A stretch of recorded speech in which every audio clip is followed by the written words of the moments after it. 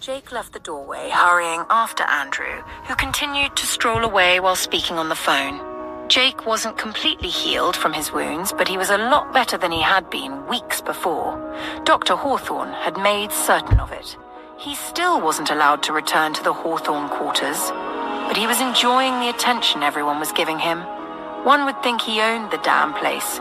It just showed how much he was loved, and he would never take that lightly or for granted.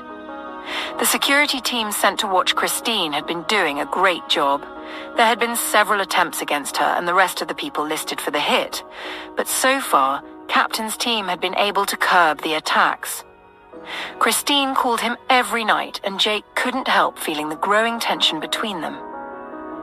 Ultimately, Christine wanted an answer, and Jake's life had gotten a tad complicated. As he trailed Andrew, he feared it was about to get even more so. Inside the concierge medical unit, Nathaniel watched as Sean dropped the envelope Aria had given him on a side table and walked closer to the operating bed, watching as the doctors canvassed and Rowan tried to make Aria perform the surgery instead. "I think I'm in support, Dr. Hawthorne. You should take a turn, it's only fair," Sean quipped, although his eyes showed no sign of the playful note in his voice. "Really? You too, Mr. Cavalier. I'd expect a little more support," Aria quipped, feigning betrayal as she glanced at the man. The others chuckled. Sean joined in, shrugging. "You all did say this is a daring move, and the doctors agreed that's your MO," he quipped. Aria waved off his comment and let Anita assist in preparing her for the surgery while the banter continued. Dr. Sterling started to draw the privacy shield around Samuel Cavalier, setting up the area for the operation, while Dr. Rowan and Dr. Williams, all geared up and wearing masks, positioned the body for the operation. In Nathaniel's corner of the room, Tom Hill settled beside him, taking the space Jake had vacated, as he leaned closer to Nathaniel. "We are set. So, am I leaving with Jake's team, or are you just going to let me travel with that lunatic?" Tom said. Nathaniel fought down a laugh as he threw the older man a sidelong glance. Charles cleared his throat to hide a laugh, earning a glare from the older man. "Yes, Tom, it would seem suspicious otherwise. Don't be scared, I'm not prepared to lose you," Nathaniel replied, giving him a knowing smirk. "I'm not scared. Do I sound scared?" he scoffed. Charles cleared his throat again. Tom twisted his body to look at Charles and said, "Are you coming down with something or what? And should you be here?" Charles walked away, chuckling to himself. "The old bastard," he thought fondly. "We will do the best we can, Tom, and then hope for the best," Nathaniel said in a solemn tone. He was putting good men's lives in danger, sending them beyond enemy lines. He'd put all he could into the mission. The best thing he could do now was hope for the best. But first, they had to hope the doctors succeeded and that Samuel Cavalier woke up. Outside, Jake caught up with Andrew, matching his stride as their boots crunched on the snow-covered ground. Eventually, Andrew stopped, avoiding Jake's gaze as he finished his call. "All right, I'll be waiting for the package," Andrew said, ending the call. Jake wanted to bombard him with questions but found himself speechless, his heart beating erratically in the wall of his chest. "I have asked them to send the used pregnancy kit, but we'll need a biological sample to compare it with," Andrew said, anticipating Jake's thoughts. "We can search the room she used in Dr. Hawthorne's old apartment. We might find something," Jake suggested. Andrew nodded slowly, maintaining eye contact. "They found the car they were driving at the bottom of a cliff," Andrew added hesitantly. "Bodies?" Jake asked hoarsely. Andrew shook his head. "No bodies, but there were bloodstains on the passenger seat and steering wheel. One or both of them is wounded, but there's no trace of them yet. I'm hoping the car going over the cliff was Jaden's way of creating a distraction. The men are still searching." "Hey!" Jake nodded and started to back away, furrowing his brow, then turned to walk off, not toward the concierge. Andrew sighed. "Where are you going, Jake?" he called after him. "To get DNA samples to compare with the kit," Jake said over his shoulder.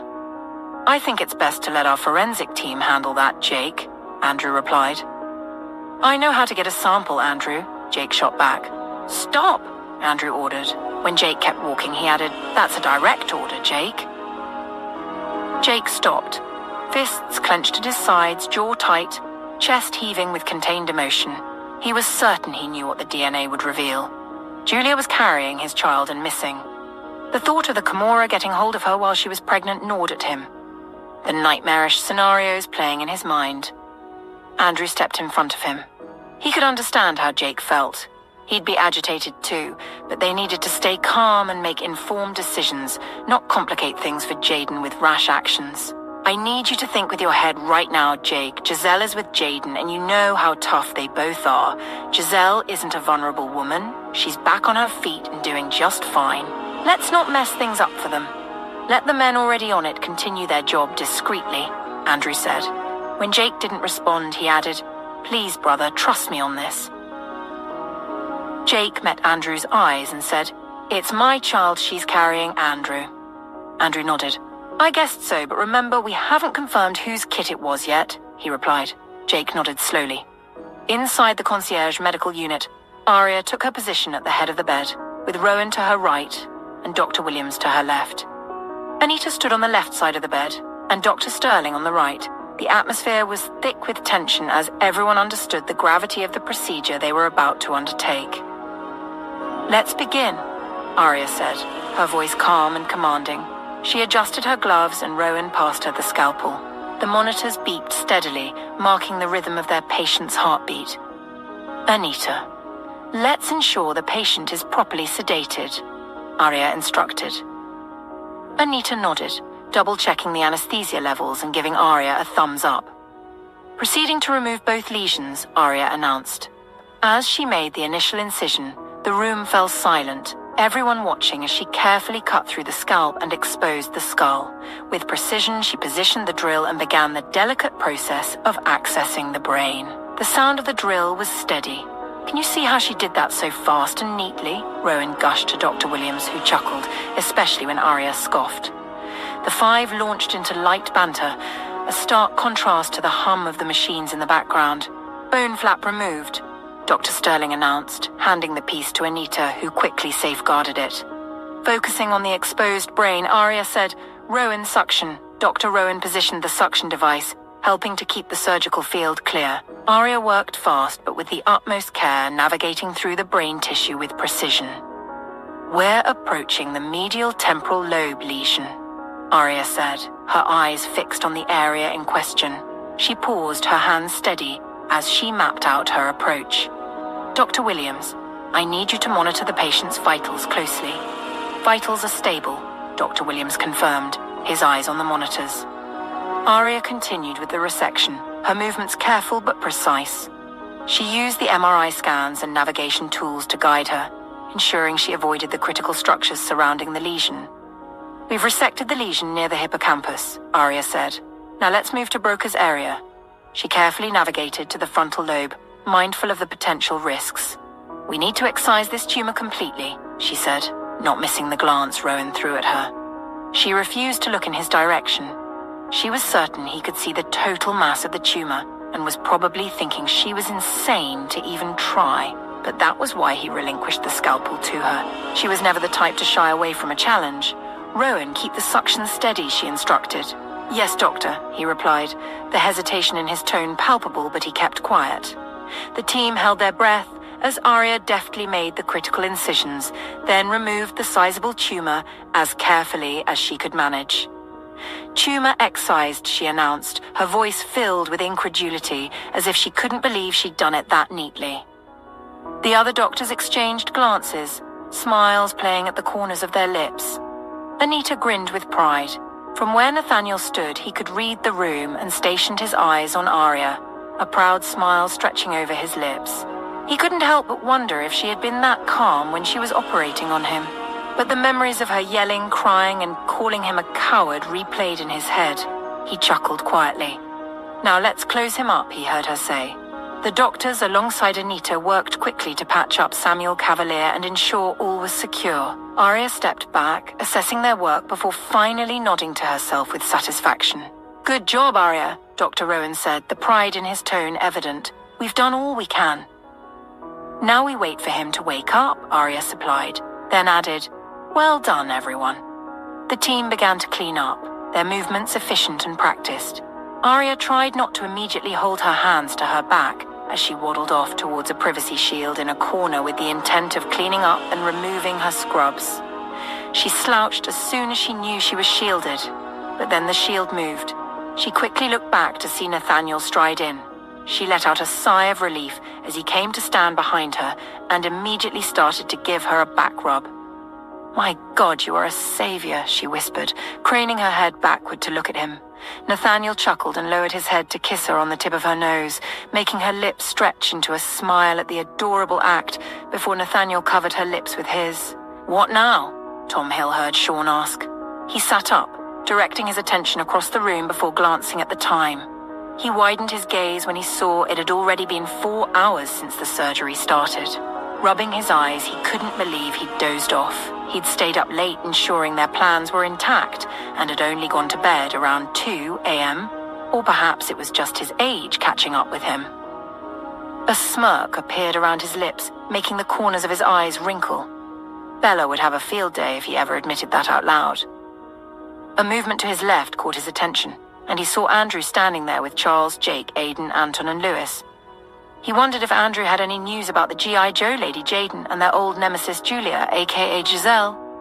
His eyes settled on Anton, his brows furrowing as he remembered the growing closeness between the ex-serviceman and his daughter Dawn. Dawn had told him the guy was funny and she liked talking with him, but Tom hoped that was all it was. While the Hawthorne bodyguards were good men, they weren't husband material, and Anton was not who he pictured for Dawn as a partner.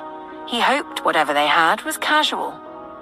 Tom would hate to get into an argument with his headstrong daughter. They were just becoming friends, and he didn't want to jeopardize that by playing the fatherly role. "Let's give him 4 hours max while we watch his response to the surgery and keep an eye on his vitals," Dr. Williams was saying, drawing Tom's attention. Tom watched as Nathaniel and Aria left the privacy shield and Dr. Rowan went in. He checked the time again and let out a sigh. About 3 hours later, Andrew and Jake left the medical unit, heading to the airport to get the parcel from Moscow while everyone in the medical unit waited for Samuel Cavalier to wake up. Dr. Hawthorne was back on a couch with Nathaniel.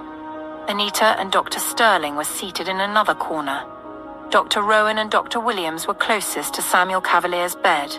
Sean had since drawn a chair close to the foot of the bed to sit and wait. Soon enough, Samuel Cavalier stirred. Sean got up, carrying his chair to one side of the bed. Dr. Williams got up and strode towards the bed, standing by it to check the older man's vitals and ensure everything was fine. Dr. Rowan got up, his eyes settling on an envelope on the table. He strode to it, and Nathaniel, giving Aria a foot massage, watched as a frown furrowed the man's eyebrows while he opened the envelope to check the contents. For about a minute, the doctor stood there before walking towards the bed. Thinking nothing of it, Nathaniel lowered his gaze to Aria. She'd dozed off, and Nathaniel contemplated waking her up to let her know Samuel Cavalier was waking up. But the sound of machines going haywire on the other side of the unit made him snap his attention in that direction. "What's going on?" Aria asked in a small voice as she sat up. "What the hell is your problem?" Nathaniel and Aria heard as Sean shoved Dr. Rowan on the chest. "Stay here," Nathaniel cautioned as he got up and strode across the room. "What's happening?" he asked when he was a few feet away. "I saw this DNA test result saying this gentleman is Mr. Samuel Cavalier's grandson, and I merely asked him why he was letting the old man believe he was his son," Dr. Rowan said. "I told you it's none of your damn business," Sean retorted. "I think the patient heard," Dr. Williams said as he sprang into action, trying to intervene as Samuel Cavalier's heart monitor went haywire, beeping loudly. "He's going into cardiac arrest," Dr. Williams announced in agitation. Both Nathaniel and Aria let out a curse. Sean took a few menacing steps towards Rowan and growled, "If he dies, I'm going to bury you alive." His voice was low and cold. Rowan looked flustered for a moment before schooling his features to glower at the other man. "That's enough, Sean. Step back and let them attend to your grandfather," Nathaniel commanded. The two men had a tense stare down before Sean reluctantly stepped back and Rowan hurried to join the other doctors to stabilize Samuel Cavalier. Aria, along with Anita, Dr. Williams, and Dr. Sterling, sprang into action. Aria immediately began giving orders with calm authority. "Anita, get the defibrillator ready." As Rowan approached, she added, "Rowan, prep the epinephrine." Anita swiftly brought over the defibrillator, the tension in the room palpable. Rowan prepared the syringe of epinephrine with steady hands. Anita handed the defibrillator paddles to Arya. Dr. Sterling moved closer, ready to assist. "I'm here, Arya. What do you need?" Arya nodded in acknowledgement. "Sterling, keep an eye on his blood pressure," she replied. "Anita, on my count, 1, 2, 3, clear." Arya applied the defibrillator and Samuel's body jolted. They all watched the monitor anxiously, but the heart monitor continued its relentless flatline. "Administer the epinephrine," Arya ordered. Rowan injected the medication directly into Samuel's heart. Dr. Williams studied the vital signs, double-checking the readings, searching for any signs of improvement. "Come on, Samuel," Arya muttered under her breath, her eyes fixed on the monitor. The room was as quiet as a tomb, the only sound the beeping of the machines, an ominous noise in the quiet unit. Suddenly, the heart monitor beeped, a slow but steady rhythm beginning to emerge. "We've got a pulse!" Anita exclaimed. A collective sigh of relief echoed through the room, and the tension eased slightly. However, Arya kept her eyes fixed on the monitors, rereading the vitals herself to ensure nothing was missed. "Let's keep a close watch on him and monitor his vitals closely," she instructed. As the team worked diligently to stabilize Samuel, Nathaniel glanced at Sean, who stood at the edge of the room, his anger replaced by a look of desperate hope. When Rowan took a quick glance in his direction, Nathaniel hoped the doctor could see that Sean surprisingly didn't want his grandfather dead, despite what he had at stake. Arya took a step back from Samuel Cavalier's bed and glanced in Sebastian's direction before looking at Nathaniel. She felt terribly guilty and somewhat responsible for what had happened. She figured if she had debunked Sebastian's suspicion that Sean was responsible for sedating Samuel Cavalier, Sebastian would have treated his discovery with a little more tact. She knew he would have come to discuss it with her first, and they would have made the decision together to talk to Sean. Sean Cavalier's paternity issues weren't their concern. Sebastian had only reacted because of his underlying suspicion. The bottom line was they could have lost Samuel Cavalier. All their efforts over the past weeks could have been for nothing because of that one mistake. Nathaniel knew Arya well enough to deduce her thoughts from one glance, especially since he'd seen her look at Rowan first. He gestured for her to come to him. She nodded, let out a sigh, and gave Samuel Cavalier one last glance before turning to approach Nathaniel. Upon reaching him, Nathaniel interlaced his fingers with hers and drew her close as he ushered her away from the corner and towards the exit. Arya stepped outside the concierge medical unit and took a deep breath. The cold breeze hit her face like a splash, and the fresh air mixed with the fragrance of exotic flowers and freshly trimmed grass enveloped her, bringing a smile to her face. A sense of peace and contentment settled over her like a balm, and she let out a sigh. Nathaniel continued to walk her away from the unit, with her fitted snugly to his side, wrapping his arms around her. "Soon it will be Christmas," Arya said. Nathaniel smiled to himself before looking at her with dimmed, hooded eyes. "Our first Christmas together," she whispered, tilting her head up to meet his gaze, a warm smile playing on her lips, her eyes gleaming with fondness. Nathaniel stopped to cup the side of her neck before pressing a kiss on her lips. "Someone has selective memory, I see," Nathaniel quipped, making Arya chuckle. "What do you mean?" she asked, smiling at him. "I'm almost offended. What about the first 2 Christmases we spent together holed up in my old apartment?" he reminded her, watching as she broke into a giggle and playfully smacked him on the chest. "I mean as a family," she said a bit shyly. "Then it's best you clarify. I'm not letting you erase our history. I loved our first and second Christmases together, Ariana. They were the happiest times for me." He rasped, pausing as he stared into her eyes, the grey depths gleaming with nostalgia and intense emotion that made Arya's heart swell. "I remember feeling so happy to have you all to myself," he added, his voice deep and husky. "Loving you, being with you, shutting out the outside world. Remember how I turned off our phones and hid them?" Arya nodded, tears shining in her eyes. "My dad was so irritated," Arya said, chuckling. Nathaniel laughed. "I remember. I heard him tell you. Well, Remind Hawthorne you have a family." "Gosh, I was incredibly possessive," he quipped, running his fingers through his hair with a sheepish smile playing on his lips. "Did you say was?" Arya teased, making him laugh. "Come on, I don't remember you complaining," he teased. Arya giggled. Nathaniel let out a sigh and pressed a kiss on her forehead. "My parents were baffled they couldn't reach me, but Andrew assured them I was more than fine. I could have taken you home to meet them, but I was just too selfish." He chuckled. A tear escaped Arya's eye. Nathaniel brushed it away, smiling down at her. "I didn't want to share you or your attention. You may not know, but on New Year's, I still didn't want to let you go." Arya peered into his eyes, the laughter fading from her face as she stretched up to kiss him. Nathaniel tightened his hold around her, deepening the kiss and making her pliant with ecstasy. "Those are some of my best memories, too." "Thank you, my love," she whispered. "What are you thanking me for, honey?" He rasped. "For giving us a second chance to make sure we have forever," she replied, her voice soft and full of emotion. Nathaniel nodded, his heart tightening at the reminder of almost not having this life with her. The two held on to each other for about a minute before Nathaniel said, "You can't tell Rowan about the Comoras." Arya let out a sigh as she pulled back slightly to look at him. "I feel responsible for what almost happened. If he finds out I knew the truth, he won't be pleased with me," she said, her voice low and laden with guilt. Nathaniel nodded. "I understand. If you don't mind, let me handle this," he offered. "Well, what will you say?" Arya asked, her anxiety evident. "I'll tell him that Samuel Cavalier was sedated to prevent him from discovering what happened to his family, which could have jeopardized his scheduled procedure," Nathaniel said, though the sedation was not primarily for his health.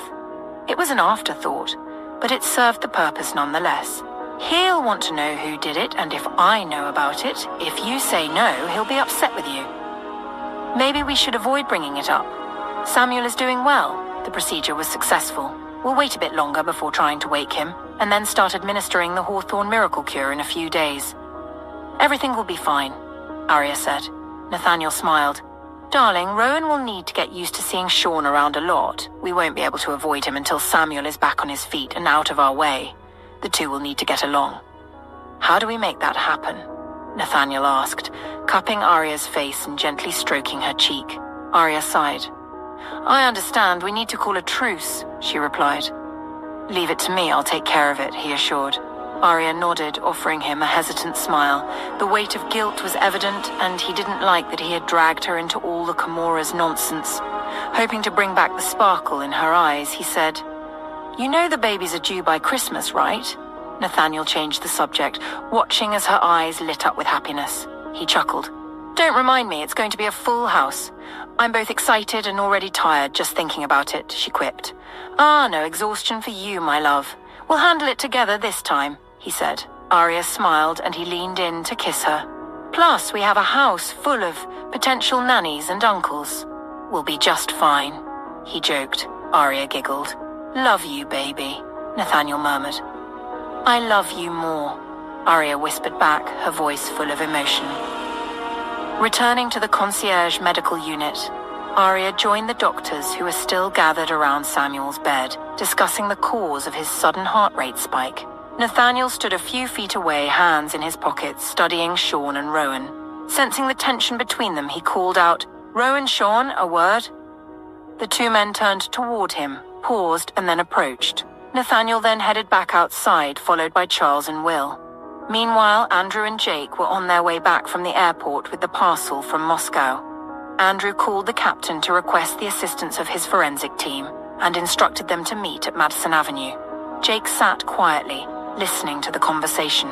Even after Andrew ended the call, he remained silent, his eyes locked on the sealed parcel in his lap. Tension and fear gripped him as he worried that they might not find any samples at the apartment to compare with the kit samples for DNA results. He had often wondered what it would be like to be a father, and now the fear that the pregnancy might not survive the ordeal Jaden and Giselle must be enduring was overwhelming. He could now understand why Nathaniel had been nearly driven mad at the thought of his family being in danger. Jake began to shake his legs in silent agitation. "Don't worry, Jake. We will get to the bottom of this and find them." Andrew's calm, reassuring voice cut through his anxiety. Jake took a deep breath and nodded, unable to trust himself to speak. Jake and Andrew arrived at the apartment before the forensic team, but Andrew stopped Jake from entering Giselle's old room, insisting they wait for the team to join them. Jake, feeling like a caged animal, paced back and forth in the corridor in front of the apartment door. Andrew was visibly relieved when he saw the forensic team arrive. After exchanging pleasantries, Andrew opened the door and they all entered. He led them to the room and opened the door for them, allowing the team to enter. When Jake attempted to follow, Andrew held him back and directed him to the kitchen to pour a drink. "You should let me point out the likely places to look, Andrew," Jake said, taking the glass Andrew offered and drinking it in one gulp. "They are professionals. Let them do their job," Andrew replied. Jake didn't like the response but stayed silent. About 20 minutes later, Jake resumed his pacing. When the door finally opened and the team emerged, Jake's heart pounded against his chest and his entire body tensed in anticipation. "Any luck?" Andrew asked. "Yeah," one of the men answered, holding up strands of blonde hair secured in a plastic bag. Jake felt tears welling up in his eyes. "Good," Andrew said, handing over the parcel from Moscow. "We need these samples compared to determine the owner of the kit and to identify whose blood was on the passenger seat and the steering wheel," Andrew instructed. "Understood," the other man replied. "How long until we get the results?" Andrew asked. Jake stepped out from behind the kitchen counter, giving the man leading the forensic team a keen scrutiny. "Depends on how rushed you want this," the man began. 24 hours, Jake interrupted, drawing everyone's attention to him. The man gave him an incredulous look. "The least we can do is a week." The man continued. "We don't have a week, Juan," Andrew replied, his voice tight with tension. Jake felt grateful for the older man's support. The man looked from Andrew to Jake, then to the men behind him. "We'd have to work non-stop overnight to make that happen," the man beside Juan said. "I'll take care of the overtime and make it worth your while." "This is very important," Andrew stressed. Juan nodded. "Thanks, man," Jake said. Andrew and Jake stayed behind, letting the men leave first before heading out themselves. As soon as they reached the avenue leading to the Hawthorne mansion, 2 black jeeps sped up to flank them. Jake looked to his right, and Andrew looked to his left. Andrew watched as the passenger window of the jeep on his side rolled down. Jake saw the driver's window of the jeep on his side roll down, and men in dark shades raised their assault rifles to fire. Andrew slammed his foot on the brake just before the bullets started to fly. The assailants in the 2 jeeps fired at each other, causing the vehicles to swerve off the road in opposite directions, skidding into palm trees. Andrew and Jake didn't drive off as expected.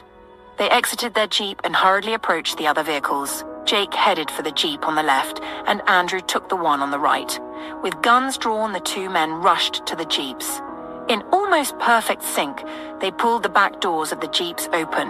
Andrew quickly pulled one assailant out to use as a body shield, executing every man in the jeep. 4 in total. Jake was less merciful. He yanked one of the men from the back seat and slammed him hard against the side of the jeep. The other man, initially disoriented, recovered quickly and aimed a gun at Jake.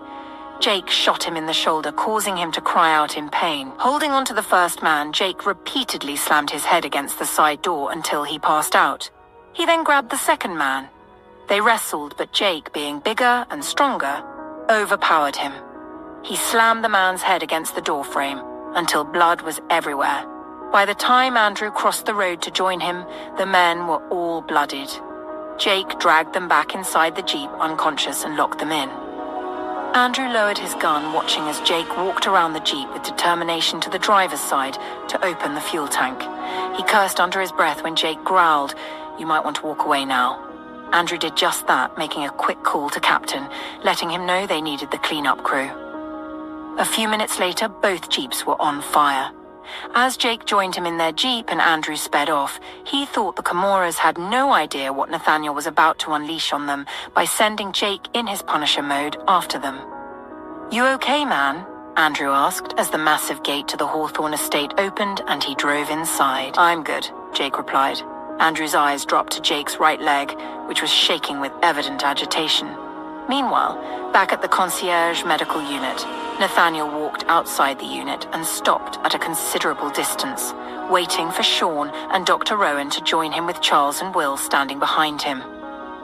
"I hope you haven't brought me out here to hit me again," Sean said, causing Dr. Rowan to pause, his brows furrowing as he looked from Sean to Nathaniel. "I hope not. You are not a child, Sean. You two are stressing my woman, and I'm going to need you to act your age," Nathaniel began, then added, directing his gaze at Rowan, "and be professional during this period when we all must work together. Can you do that?" Rowan's eyes flared with anger as he glanced at Sean before looking at Nathaniel. "I'm sorry I let my emotions get the best of me, but believe me, I have my reasons," Rowan replied. "What reason might that be, Doctor, other than you being nosy and then invading my privacy?" Sean fired back. "I didn't know it wasn't related to our case. I only looked because I thought it was something we overlooked," Rowan retorted. "Even so, it was highly unprofessional of you and violated my confidentiality with Evergreen Memorial Hospital," Sean fired back. Before Rowan could reply, Nathaniel raised a hand to stop the argument. "All right, we've established that Dr. Rowan acted unprofessionally. Now, I need Rowan to explain his animosity," Nathaniel probed, acting like he didn't already know. Sean turned his attention to the doctors, who grew suddenly uncomfortable, shifting awkwardly. "Well?" Sean prompted. "Perhaps it's because I was wondering about Mr. Cavalier's motive in drugging the patient," Rowan said. Sean blinked, his eyes widening in shock. "Drug the patient? Drug the patient?" he repeated, his voice growing more alarmed. "So that's what happened to him. He was drugged," Sean bellowed with a mix of anger and suspicion. "You didn't know?" Rowan asked, bemused, watching the other man keenly. "Did you know about this, Hawthorne? Was he drugged as part of your plan to kill me?" Sean probed with a narrowed gaze. "What?" Rowan exclaimed in shock, taking a step back. Nathaniel let out a sigh, pinching the bridge of his nose before answering. He would have relished the shock and subtle fear in Rowan's eyes if this were 5 years ago. "Take a good look around you, Sean," Nathaniel said, pausing before adding, "If I wanted you dead and didn't want your grandfather to find out, what's stopping me from making the doctor leave him and let him die?" He saw Rowan visibly relax. He would have laughed if it weren't so serious. The last thing he needed was for the good doctor to start thinking he needed to warn Arya about his potential homicidal tendencies. "Who drugged him then, and why? Have you asked Dr. Hawthorne?" Rowan probed, clearly still suspicious. "She was indisposed at the time, but I told her about it, and she said we would investigate. I'm sorry I made a mistake. I don't know. I suppose we have to do a proper investigation, as Dr. Hawthorne advised," Rowan said. "So you told her it was me?" Sean asked, irate, clearly not liking Rowan casting him in a bad light to Arya. Nathaniel found it amusing. But then, his little hazel-eyed witch had a way of making everyone fall for her. To think Sean had been willing to help Julia murder her a while ago. "Well, yes, you are my probable suspect." "And what's this thing about the DNA?" Rowan fired back.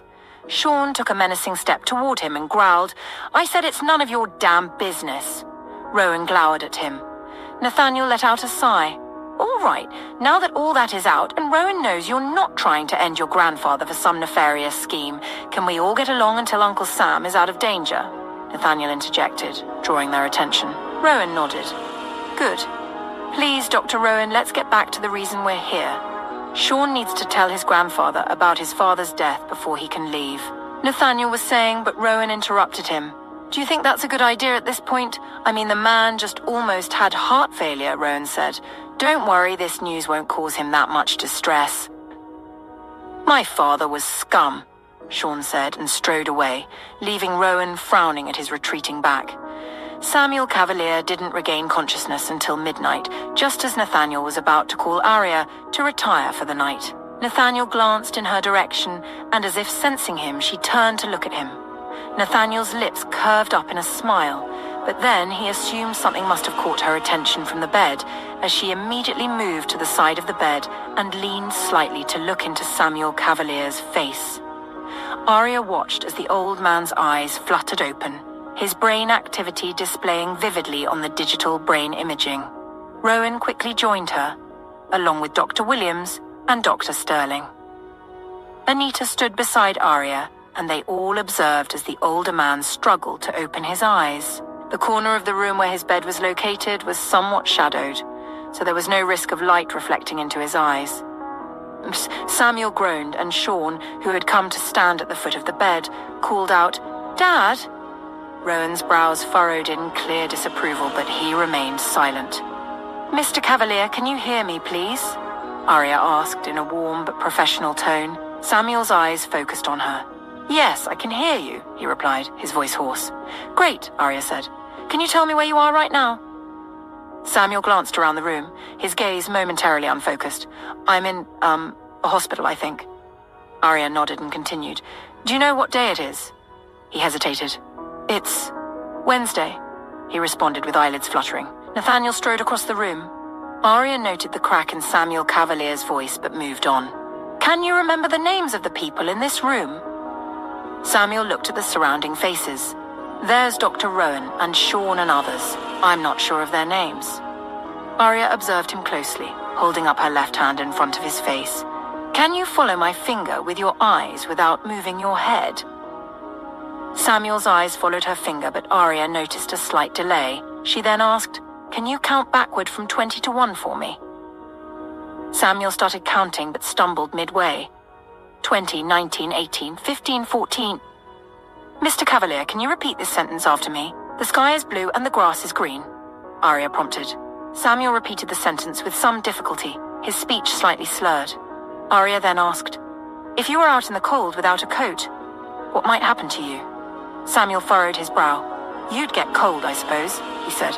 Sean chuckled. "Good," Arya said. "And what would you do if you were hungry?" "I'd eat something," Samuel answered, though his response was slow. Arya gently touched different parts of Samuel's body and asked him to identify the sensation to check for any sensory deficits. "Can you feel this touch?" she inquired, lightly touching his arm and then his leg. Samuel nodded, though his responses were delayed. Arya then asked him to move his fingers and toes in response to verbal commands, noting any difficulties with motor functions. "Can you move your right hand for me?" Samuel moved his hand slowly, and Arya asked him to touch his nose with his finger, observing his coordination. He managed, but with some noticeable difficulty. Arya was concerned, as she observed that while Samuel was responsive overall, his motor senses and coordination weren't quite right. However, she was also impressed that they had managed to avoid causing him any major impairments. She exchanged a glance with Rowan, who nodded with a smile. It seemed Samuel Cavalier had fared much better than they had hoped. "Mr. Cavalier," Arya said with a warm smile, "we need to keep monitoring your responses and do further tests to ensure your recovery is on track." Samuel nodded, understanding. "Well, this is a pleasant way to introduce yourself to me, Dr. Hawthorne. It seems you are quite the genius everyone says you are," Samuel Cavalier said. Nathaniel noted his voice was deeper than usual and a tad slurred, but that was inconsequential as long as the old man was alive.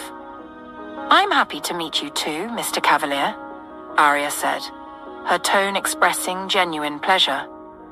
"Dad?" Sean called again, his voice filled with joy at seeing his grandfather responding to the treatment. "Cut the bullshit, Sean. I heard the commotion earlier." "So Henry won this round?" Samuel Cavalier said. Sean chuckled. "Yeah, unfortunately, but he's also dead, so his victory didn't last long," Sean replied. "Dead, you say?" Samuel Cavalier repeated. Arya thought she detected a note of displeasure in the older man's voice. Although Henry had tried to kill Samuel, he was still Samuel's son. The older man sighed and looked at Nathaniel, who had come to stand behind Arya. "Would it be inappropriate to say I wish you were my boy right now, little Nate?" he quipped. "You are listed as one of my godfathers, so I'd say a win is a win," Nathaniel quipped back, causing Samuel to chuckle. He then glanced at Dr. Rowan, Dr. Williams, and Dr. Sterling before focusing on Anita. "Are these your people, Dr. Hawthorne?" Samuel asked. "Yes, they are.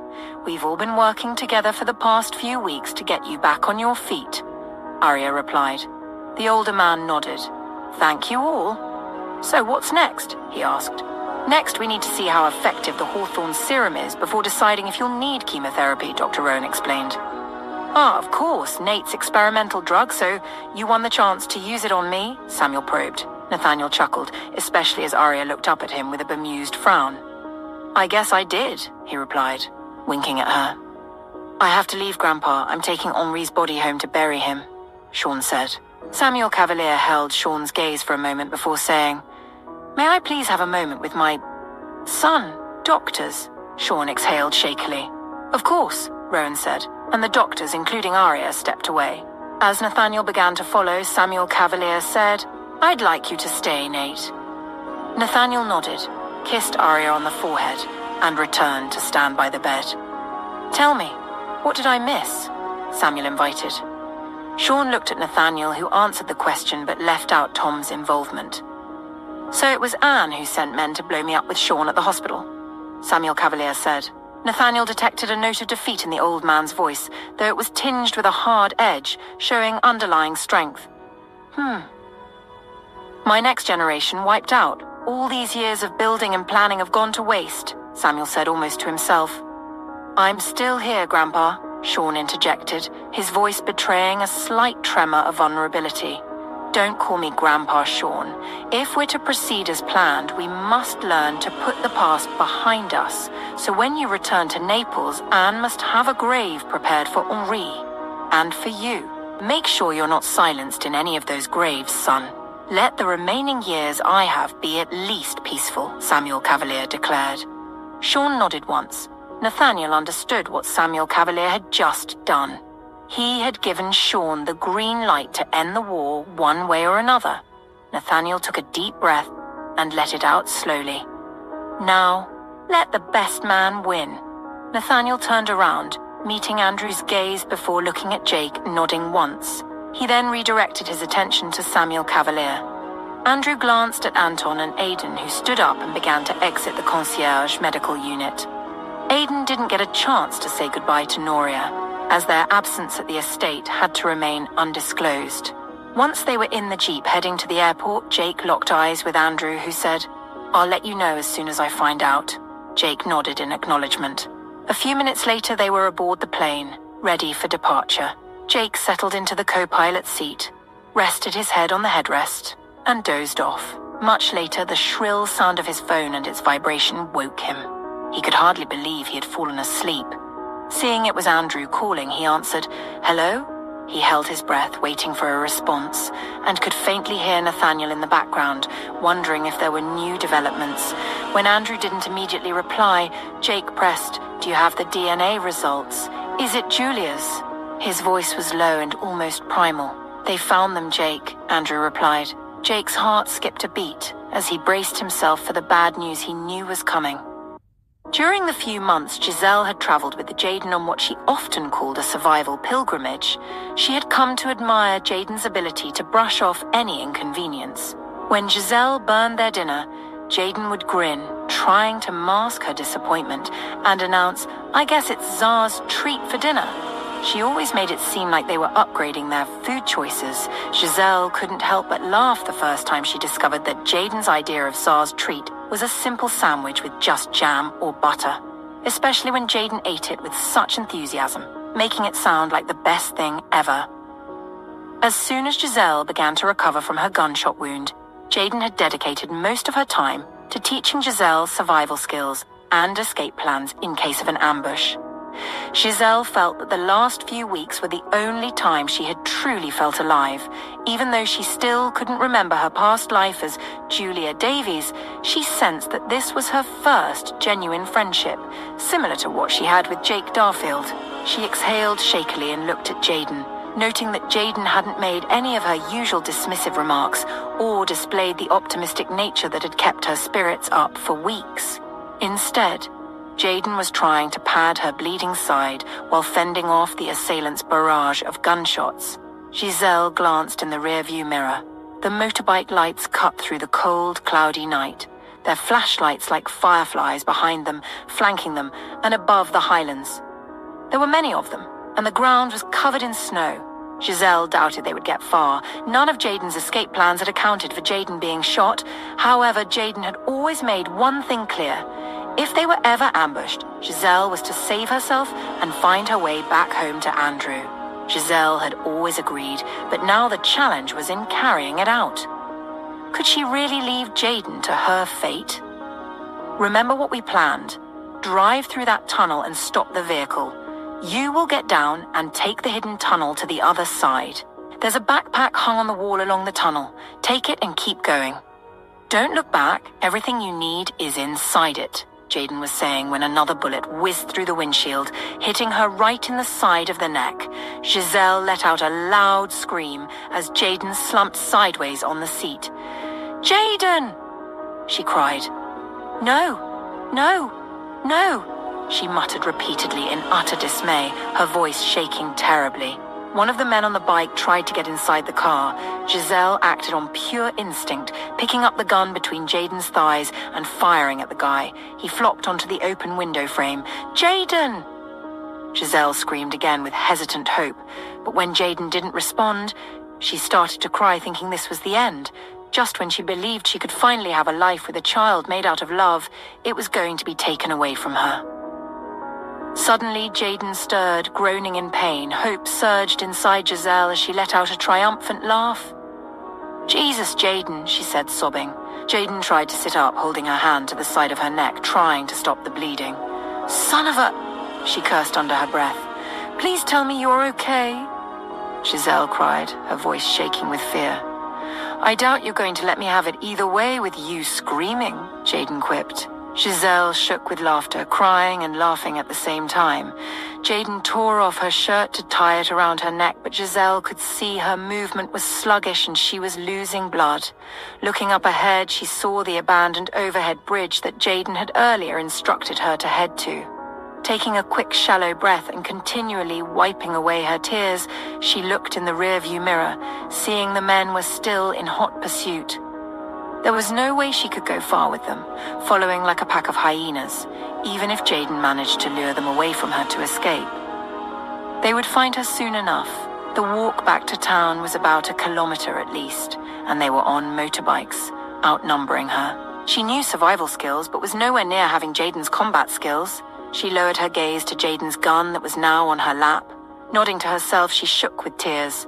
Then, clenching her jaw, she pressed her foot hard on the accelerator, making the truck lunge forward and creating a considerable distance between her and the oncoming assailants. Upon nearing the opening of the underpass, she swerved the truck hard, making it turn and having Jaden's side to the opening. She pointed the gun at Jaden and yelled, "Get out!" The other woman blinked in utter confusion. "Get out or I will shoot you," she repeated. "Giselle, what?" Jaden started to say, but Giselle fired the gun, making it fly right across her ear. Startled, Jaden scrambled out. Her movement was slowed by her wound and obvious loss of blood. She managed to stand up nonetheless, and even though it was dark, Giselle could see the bemusement and shock on her face. Giselle then said, "You are going to need this," as she flung the gun out of the truck and floored the accelerator, making the snow blow up, spraying everywhere. Jaden let out a loud curse. Giselle drove back to the road, facing the route that led to town and heading toward a cliff. Bullets assailed her, making her scream as one grazed the side of her head, hitting the windshield and cracking it. Giselle shook her head vigorously, flinging her hair away from her face. As she neared the cliff, she opened the side door and just a few feet from the edge, leapt from the moving vehicle, rolling across the snow-covered ground. She hit a hard surface, knocking the side of her head.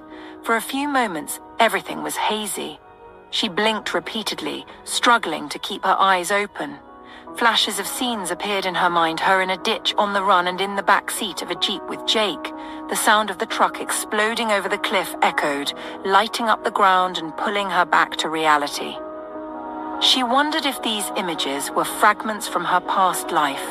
The memory of being in the back of a Jeep with Jake seemed strangely fitting, and the thought brought a smile to her lips. She started to crawl away, making sure to stay hidden as she tried to find her way to a wooded clearing where Jaden had shown her a ditch booby-trapped with explosives. She hoped the truck explosion would keep the pursuers occupied long enough for her to reach her destination. Perhaps then she and Jaden might have a chance to escape, or maybe Jaden could call for help. When she felt she had crawled far enough, she stood up, but the ground was unsteady, her vision blurred, and she felt lightheaded. "Damn it!" she cursed, touching the side of her head and feeling blood trickling down her temple, almost in the same spot she'd wounded before. "Shit," she muttered, shaking her head, clenching her jaw with determination, and starting to trudge forward with her hands held out for balance. She couldn't tell how long it took, but soon she reached the clearing, the markings on the trees indicating the area. To an innocent bystander, it might look like a frozen lake, but beneath was an abandoned massive ditch Jaden had used as another defensive ploy. Approaching the tree, Jaden had instructed her to stand by. She saw a backpack hanging from a branch. Managing to climb up to it, she retrieved a flare gun, strapped the backpack to her back, and fired the flare gun twice. It didn't take long before the sound of motorbikes filled the area. There was only one path to the clearing, and the assailants swarmed through like a pack of ants. Giselle felt quite proud of herself. She only hoped Jaden was still okay. Holding the detonator she retrieved from the bag, she waited, continuing to fire the flare gun to ensure they knew her location. They stormed the clearing. Giselle's heart raced with fear as she saw just how many there were. She had been right. There was no way they could have escaped in time. How on earth did they find them? She thought just before pressing the detonator. The loud cracking of the ground resounded like an earthquake, and the ground literally opened up, swallowing the assailants. A few who tried to escape were caught in the ensuing explosions. Giselle forgot for a moment that she was supposed to be running to safety. "Shit!" she exclaimed in awe, taking in the vast destruction before trying to climb down the tree, and quickly realizing it wasn't as easy as the practice runs, because now she was wounded and a tad disoriented. She fell to the ground with a gentle thud. Cursing, she got up, feeling woozy again as everything seemed to double. Despite this, she hurried in another direction. Soon enough, she burst back onto the road. "Aha!" she cried out, her heart leaping with elation that she had made it. Finding her way back to the bridge, she found she wasn't as agile as usual. Her body was growing increasingly heavy, and it wasn't from the cold because she was fully protected. As she turned onto the road leading to the bridge, she saw a figure ahead that looked like Jaden. Her walk was labored, but she was coming toward her with a gun drawn. "Jaden!" Giselle called out in triumph. "Giselle, behind you!" Jaden shouted just before something sharp pierced Giselle's back. A hot shiver ran through her as blood gushed from her mouth and her vision blurred. She sank to her knees, hearing multiple gunshots just before she hit the ground. She drew a deep, shuddering breath and let darkness take her. That was 2 weeks ago. Now, seated on a plane bound for Italy, Jake waited for Andrew to deliver the news, steeling himself for it. "Is she dead?" Jake asked, forcing himself to speak as he closed his eyes, his heart thudding erratically. "It's complicated, Jake," Andrew replied. "Do you want to wait until you get back? The boss is having both of them brought in," he continued. Jake took this to mean she was probably dead, though Andrew's vague response suggested he was avoiding a direct answer. If she were alive, Andrew would have said so clearly. "On a scale of 1 to 10, what are her chances of survival?" Jake pressed, his voice now firm and resolute. "Let's not go there, Jake," Andrew said. "Please, I need to know," Jake pleaded, his voice low and strained. "I don't think there's any chance she'll make it, Jake," Andrew said honestly. Jake exhaled shakily and ended the call. That was all he needed to hear. She was finally gone. It was over. Their story had come to an end. The plane was eerily silent. No one spoke, not even to offer comfort, and Jake appreciated the quiet. He didn't want to talk about it or dwell on it.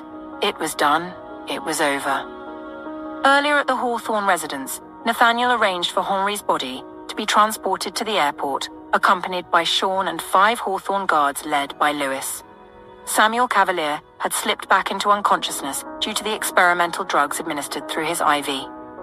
With Sean and Samuel both out of the picture, Nathaniel escorted Aria and Anita out of the concierge medical unit and into the cart. Andrew took the wheel, while Charles and 3 other guards followed in a separate vehicle to escort them back to the Hawthorne wing of the estate. Nathaniel was surprised to find Alex and Ethan still awake in the living room. Mrs. Jonas, also still up, informed them that Liam and Owen had gone to stay in their big mama's room for the night. Aria stayed for a short while to chat with Ethan and Alex, but when she yawned, the 3 men laughed. Nathaniel asked her to say goodnight to them, and, after excusing them with the promise to return, he accompanied Arya to their room. He helped her clean up and get into bed. As he prepared to leave to join his friends, Arya said, "Stay a bit." Nathaniel smiled and joined her on the bed, holding her close and pressing a kiss to her forehead as her eyes fluttered closed. Later, he left the room, first checking on Liam and Owen in their Big Mama room 1 floor below. He confirmed they were asleep and apologized to the older woman for the disturbance before heading downstairs. "All right, what did I miss?" he asked as he settled on the couch next to Ethan, who poured him a drink. Around 2 a.m., Andrew came looking for him. Nathaniel sighed when he saw the older man in the doorway. Excusing himself, he followed Andrew and Charles to his home office. Once Charles shut the door, Andrew said, "They've found Jaden and Giselle." Nathaniel took a seat, sensing from Andrew's tone that the news would be grim. A few hours later, armed Hawthorne guards received the military craft that brought Jaden and Giselle back to New York. They were carried in on stretchers. Jaden was conscious, but Giselle was not. When Arya woke up in the morning, she saw Nathaniel waiting for her by the couch. She immediately sensed something was wrong. "Baby," she asked, sitting up. "We need to go to the hospital, babe," he said, his tone heavy with concern. Andrew picked up Dr. Rowan and Dr. Sterling, taking them to Evergreen Memorial to join Arya and Nathaniel. The 3 doctors gathered around Giselle, discussing her condition. Later, Arya emerged from the hospital room and joined Nathaniel, Andrew, and Charles in the private reception area. The men stood up as she approached. Meeting Nathaniel's gaze before turning to Andrew, Arya said, "Jaden is going to be fine. She did a great job keeping her wound free from infection. But as for Giselle, it's confirmed. She's brain dead. There's nothing more we can do for her, but there's something important I need to tell you," Arya began. Jake refused to take any more calls from Andrew, not wanting to discuss the matter further. After 2 attempts, the older man gave up. Jake figured if Andrew had anything important to say about the mission, he could reach out to Aiden, Anton, or Jordan. Avoiding eye contact with the others, he got up to get himself a drink. He sat in one of the back seats, his expression a mixture of anger and exhaustion. Aiden took the co-pilot seat, glancing back at Jake with concern. Jake, wanting to numb his emotions, took a large gulp of the liquor, eventually drinking about half the bottle. The alcohol's warmth and his own fatigue soon overcame him, and he fell asleep. A sharp kick to his leg woke him up later. Startled, he automatically reached for his waist strap. Blinking, he saw Anton standing over him with a bland stare. "You do remember I've got 5 years of rank on you, right?" Anton said with a growl. Anton shrugged. "We're no longer in the military, man. We're soldiers of fortune now," he quipped, handing Jake an iPad. Jake glowered at him before accepting the device. "We're 30 minutes from the island. You might want to get sharp," Anton added, offering him a cup of coffee. Jake accepted it begrudgingly and lowered his gaze to the screen. "What am I looking at?" he asked, his voice low and gruff. Sean's intel pinpointed Anne's location. He sent the details to the boss, who forwarded them to Andrew and us.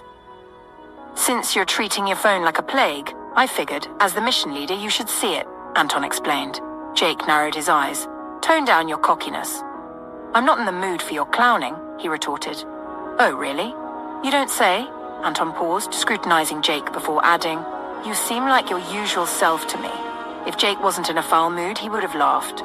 Anton was unrelenting and had guts. "Get out, Anton," he said. Anton chuckled and walked away. Jake focused on the iPad screen, his eyes fixed on the information. The island was called Il Refugio dell'Ombra, meaning the Shadow's Refuge. It was a secluded island, about 30 kilometers off the coast of Naples. Digital imaging showed the island spanning about 2 square kilometers, characterized by its rugged coastline, hidden coves, and dense vegetation. Cliffs rose dramatically from the turquoise waters, creating natural barriers and offering stunning views of the Tyrrhenian Sea. Andrew had mapped out the access points, which were by boat or helicopter. A hidden marina on the eastern side, concealed by rock formations and lush greenery, served as the primary docking area. There was also a disguised helipad camouflaged among the trees on the island's highest point. At the center of the expansive land was the residence, a sprawling multi-level villa built into the cliffs, blending seamlessly with the natural landscape. Andrew noted that the villa was fortified with state-of-the-art security systems, including surveillance cameras, motion detectors, and bulletproof glass. The architecture combined modern luxury with traditional Mediterranean elements, featuring terracotta roofs, stone walls, and expansive terraces. Andrew detailed the living quarters, showing pictures of luxurious suites with panoramic sea views and private balconies. The central control room was equipped with monitors displaying live feeds from around the island, secure communication lines, and emergency protocols. Andrew also highlighted the entertainment areas, which included lavish lounges, a private cinema, a high-end bar, and a game room. Jake's gaze settled on the outline of the secret passages and underground bunkers, hidden corridors and escape routes leading to various parts of the island, including an underground bunker and the marina. Finally, Jake reviewed the surveillance and security section. The island had a comprehensive network of surveillance cameras monitored by a dedicated security team, guard dogs, armed personnel, and advanced detection systems. It was pretty clear they either had to find a way in disguise or bomb their way in, which Nathaniel would not appreciate. Nathaniel wanted Anne Cavalier taken out quietly, and with all the detailed security. It would take them a while to get to the woman. Jake started to tap his left foot. He had a swelling vengeance in him that made him want to blow the entire island off, regardless of the casualties, but that would not make him any different from the murdering witch. He figured there would be workers there, young and old, folks that had nothing to do with Anne's choice of life. Jake sat there staring into space, pondering the next course of action. Anton's announcement that they were 30 minutes away echoed in Jake's mind, creating a timer in his head, the ticking sound resonating like the ominous chime of a grandfather clock. Aidan settled beside him, making him tense up. "There's a clearing on a smaller island where we can land the craft," he started to say, pointing to the iPad screen and pinching a location not too far from the island to zoom in. "It's a fisherman's den," he continued. "I'm sure we can find information about the island's food supply. That way we could use that to get onto the island through the alcove. I mean, they've got to eat," Aidan said. Jake raised his eyes to meet the younger man's and didn't like the somber, almost pitying stare he was getting from him. His heart tightened with emotion. "I'm thinking we should let them capture me," Jake said. Aidan didn't bat an eyelid. "She might kill you outright. You might not even get the chance to get near her," Aidan said, not breaking eye contact with him. Aidan wasn't surprised at all by Jake's response. He was certain the older man was hurting at the loss of Giselle, but that was hardly any reason to be suicidal. He wasn't married to her. She wasn't even his girlfriend.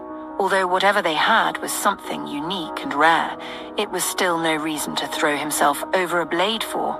Aidan didn't quite know how to feel about the news of the woman passing. He thought she was a terrible match for Jake. The woman almost got them killed a couple of times, but then a heart can be a crazy thing. Or maybe I might get a chance. What's to say we might succeed if we go along with your plan? We might land there and be ambushed. The entire place might be swimming with her people.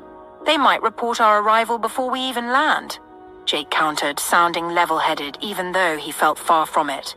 He wanted to get his hands on Anne Cavalier so badly, but he still would not do it at the expense of the other men.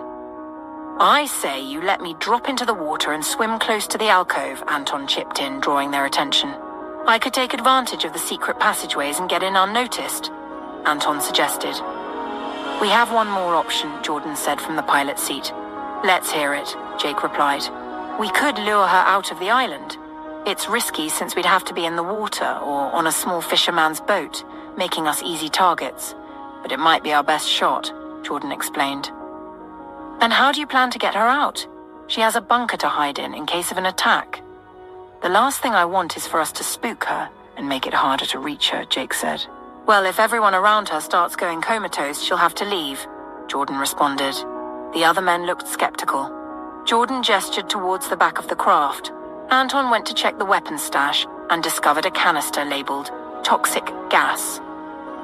A slow grin appeared on his face. He called out, "I assume you've got masks for us, you brilliant, devious genius?" Jordan chuckled. Jake and Aidan moved in to see what was happening. Back in New York at Evergreen Memorial Hospital, Aria was preparing to brief Nathaniel, Charles, and Andrew on Giselle's medical anomaly when two of her lab techs sprinted toward her down the corridor. "Dr. Hawthorne, you won't believe what we just discovered," one of them exclaimed, excitement clear in her voice. Serena, one of Aria's new interns, and Robin, an attending, approached with beaming expressions. Aria could tell they had made a crucial breakthrough. "We found that Giselle was exposed to a toxin called ricin," Serena said, holding up a report. "It seems she was stabbed with a knife laced with it." "What?" Aria's eyes widened as she absorbed the information. Ricin can mimic brain death symptoms by causing severe neurotoxicity. Giselle's apparent brain death was likely due to ricin poisoning, which interferes with cellular processes and can lead to symptoms mistaken for irreversible brain damage. This is why she seemed brain dead, Aria thought aloud, her mind racing with the implications. If we act quickly, we might still have a chance. She had planned to discuss preserving Giselle's pregnancy through life support and constant monitoring, but with this new development, there was hope both mother and child might be saved. Turning to Serena and Robin, she said, "Thank you for this vital information. I need to discuss this with the other doctors immediately." She glanced at Nathaniel, her eyes gleaming with hope. "Go on," Nathaniel urged. "Do what you can."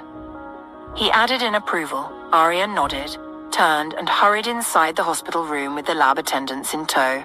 "Do you think they can still save her and the baby?" Andrew asked hesitantly, his voice laced with urgency. Nathaniel sighed.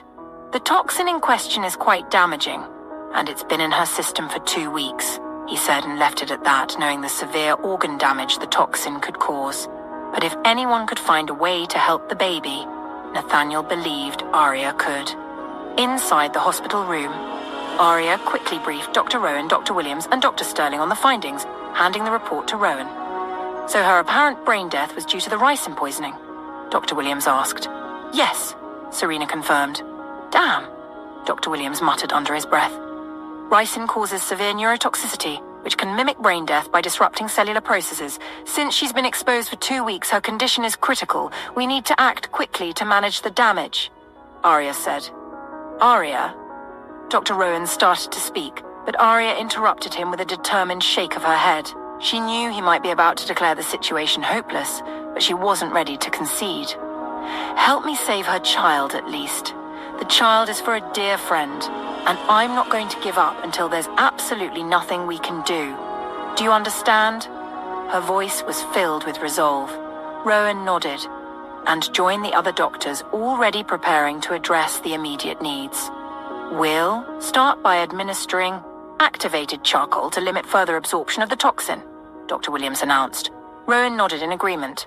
"I'll set up the IV line to address dehydration and support her cardiovascular system. We'll also administer oxygen therapy to manage any respiratory distress," he added. Aria nodded with gratitude. Given that she's already presumed brain dead, our primary focus should be on stabilizing her body to give the fetus the best chance of survival while we evaluate if she can also be saved. We need to ensure the fetus is protected, so we'll use corticosteroids to aid in fetal lung development and magnesium sulfate to prevent premature labor, she suggested. Dr. Williams nodded along with the other doctors and checked the fetal monitor. "The fetus's heart rate is within normal limits, but we need to keep monitoring it closely," he replied, his voice firm and professional. "Yes, but if Giselle's condition worsens, we may need to consider another option," Aria said. All the doctors paused their actions to look at her, silently questioning her statement. Aria's gaze lingered on the ultrasound, her mind racing. "We might explore options like transferring the fetus to an artificial or a living womb if Giselle's organs continue to fail. I know it's risky and experimental, but we need to consider all possibilities to ensure the baby's survival." Dr. Sterling slowly nodded in agreement. "It's not a bad idea considering the alternative. We'll need to keep all options on the table and act swiftly if the situation changes." Aria nodded. Rowan and Williams's brows furrowed in pensive frowns. A few minutes later, sitting beside Dr. Sterling, Aria glanced from the report in her hand to the ultrasound of the fetus. Absent-mindedly, she placed a hand over her stomach, protectively cradling her baby bump, and pondered the best way to keep the fetus safe. Giselle's organs had been compromised, and it was only a matter of time before this started to affect the baby's growth, gradually cutting off oxygen. If they could manage to stabilize her for a few more weeks, the baby might reach a viable stage for premature delivery. If not, they could attempt a cutting-edge experimental procedure of transferring the fetus to another womb or an artificial womb to ensure its survival while the mother possibly recovers. In her mind, she immediately pictured Christine as a possible surrogate. Could Christine do this for Jake? Could she help him by carrying another woman's already developing fetus, if it came to that?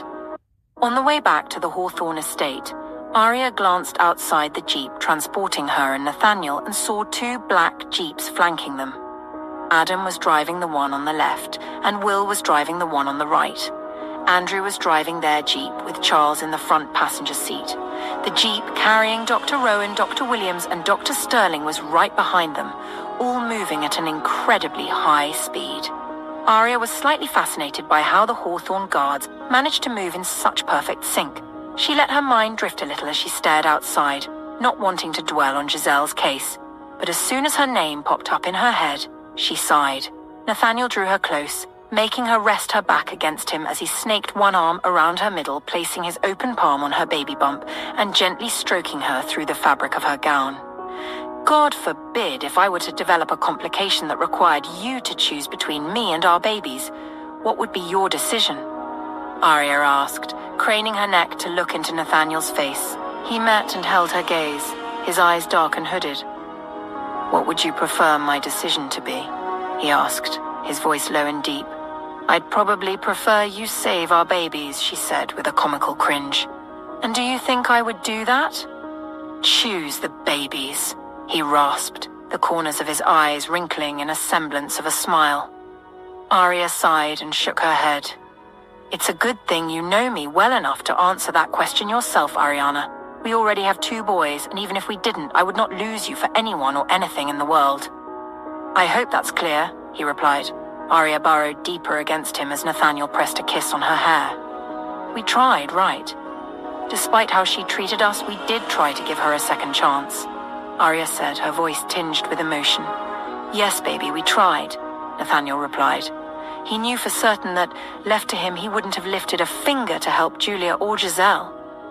But thinking about it now, seeing how sad she'd ended up, and even going as far as saving Jaden's life, Nathaniel felt a sense of justification for helping Julia get this far, at least. You made me a better man. Do you know that? Nathaniel rasped into her hair. Arya turned to him, snaking her arms around him and tightening her hold. Upon reaching the house, Andrew turned onto the road leading to the Hawthorne building, while the other jeeps sped past them towards the northern wing of the estate. Nathaniel saw Ethan, Alex, Anna, Anita and Dawn with Liam and Owen climbing the porch stairs to the house, with the twins carrying picnic baskets.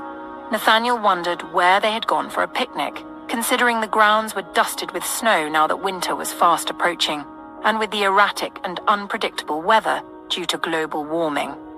Arya watched as Anita called the twins' attention to the jeep. The group paused to look in their direction, and Arya's heart soared as her boys beamed with smiles upon seeing her and Nathaniel. Mom? Dad, they both called, dropping the baskets to descend the stairs. Anna picked up one of the baskets, and Anita picked up the second one, smiling as the boys ran to meet them. Nathaniel intercepted the twins before they could reach Arya, lifting them as if they weighed nothing. The boys giggled, wrapping their arms around his neck as he carried them close to Arya for hugs and kisses on the cheeks.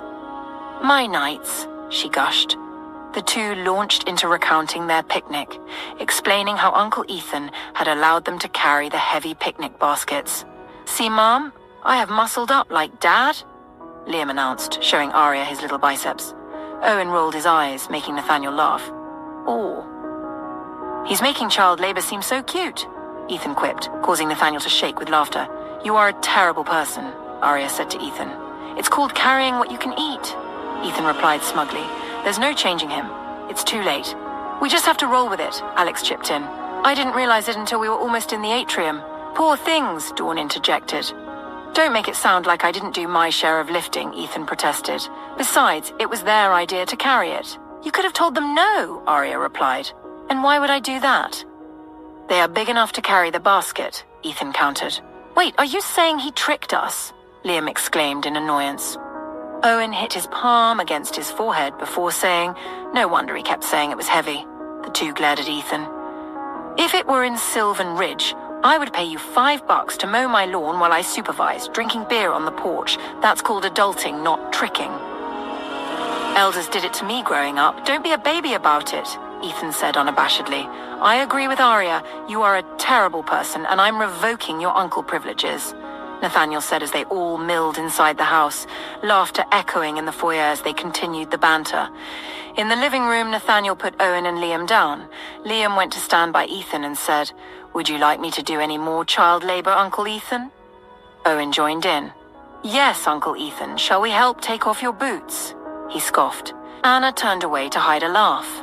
Anita didn't bother hiding her laughter, especially when Ethan looked down at Owen, then Liam, and said, You've got to let it go, kid. Liam made an I'm watching you gesture to Ethan before allowing Arya to draw him away. Excuse me while I take a quick bath. We'll be right back, Arya announced to the room. Then turning to Ethan, she added, And just so you know, this is me saving you from these little angels. Ethan waved off her comment. For 5 years, I lived in the same house as their demon father. I can handle the two of them, he replied. So I'm a demon now? Nathaniel chipped in. Owen and Liam growled at Ethan, causing him to step back, making everyone laugh. On second thought, he said, making a sign of the cross against his chest and sprinkling water in the twins' direction. I'm going to lock my room door extra tight tonight, he added, feigning fear. Liam and Owen struggled to stay in character and not laugh. Later on, after dinner, they all gathered in the living room. The men were watching sports while Liam and Owen sat on Nathaniel's lap, resting their backs against his chest. Anna, Anita, and Arya sat on a side couch talking about a reality show they were watching on Anna's iPad. Staring absently at the screen, Arya's earlier thoughts resurfaced. She settled her gaze on Anna, remembering that Anna knew Christine better and might be able to tell if she was the kind of person to approach about the surrogate issue. She figured it would be best to know if that was a possibility if things got worse with Giselle. But then she wondered if it was her place to ask such a thing of Christine. She wasn't even sure at how much Christine liked Jake, and if their relationship could even get to that depth. She shifted her focus, and her eyes landed on Andrew, who was intensely focused on his iPad with headphones on.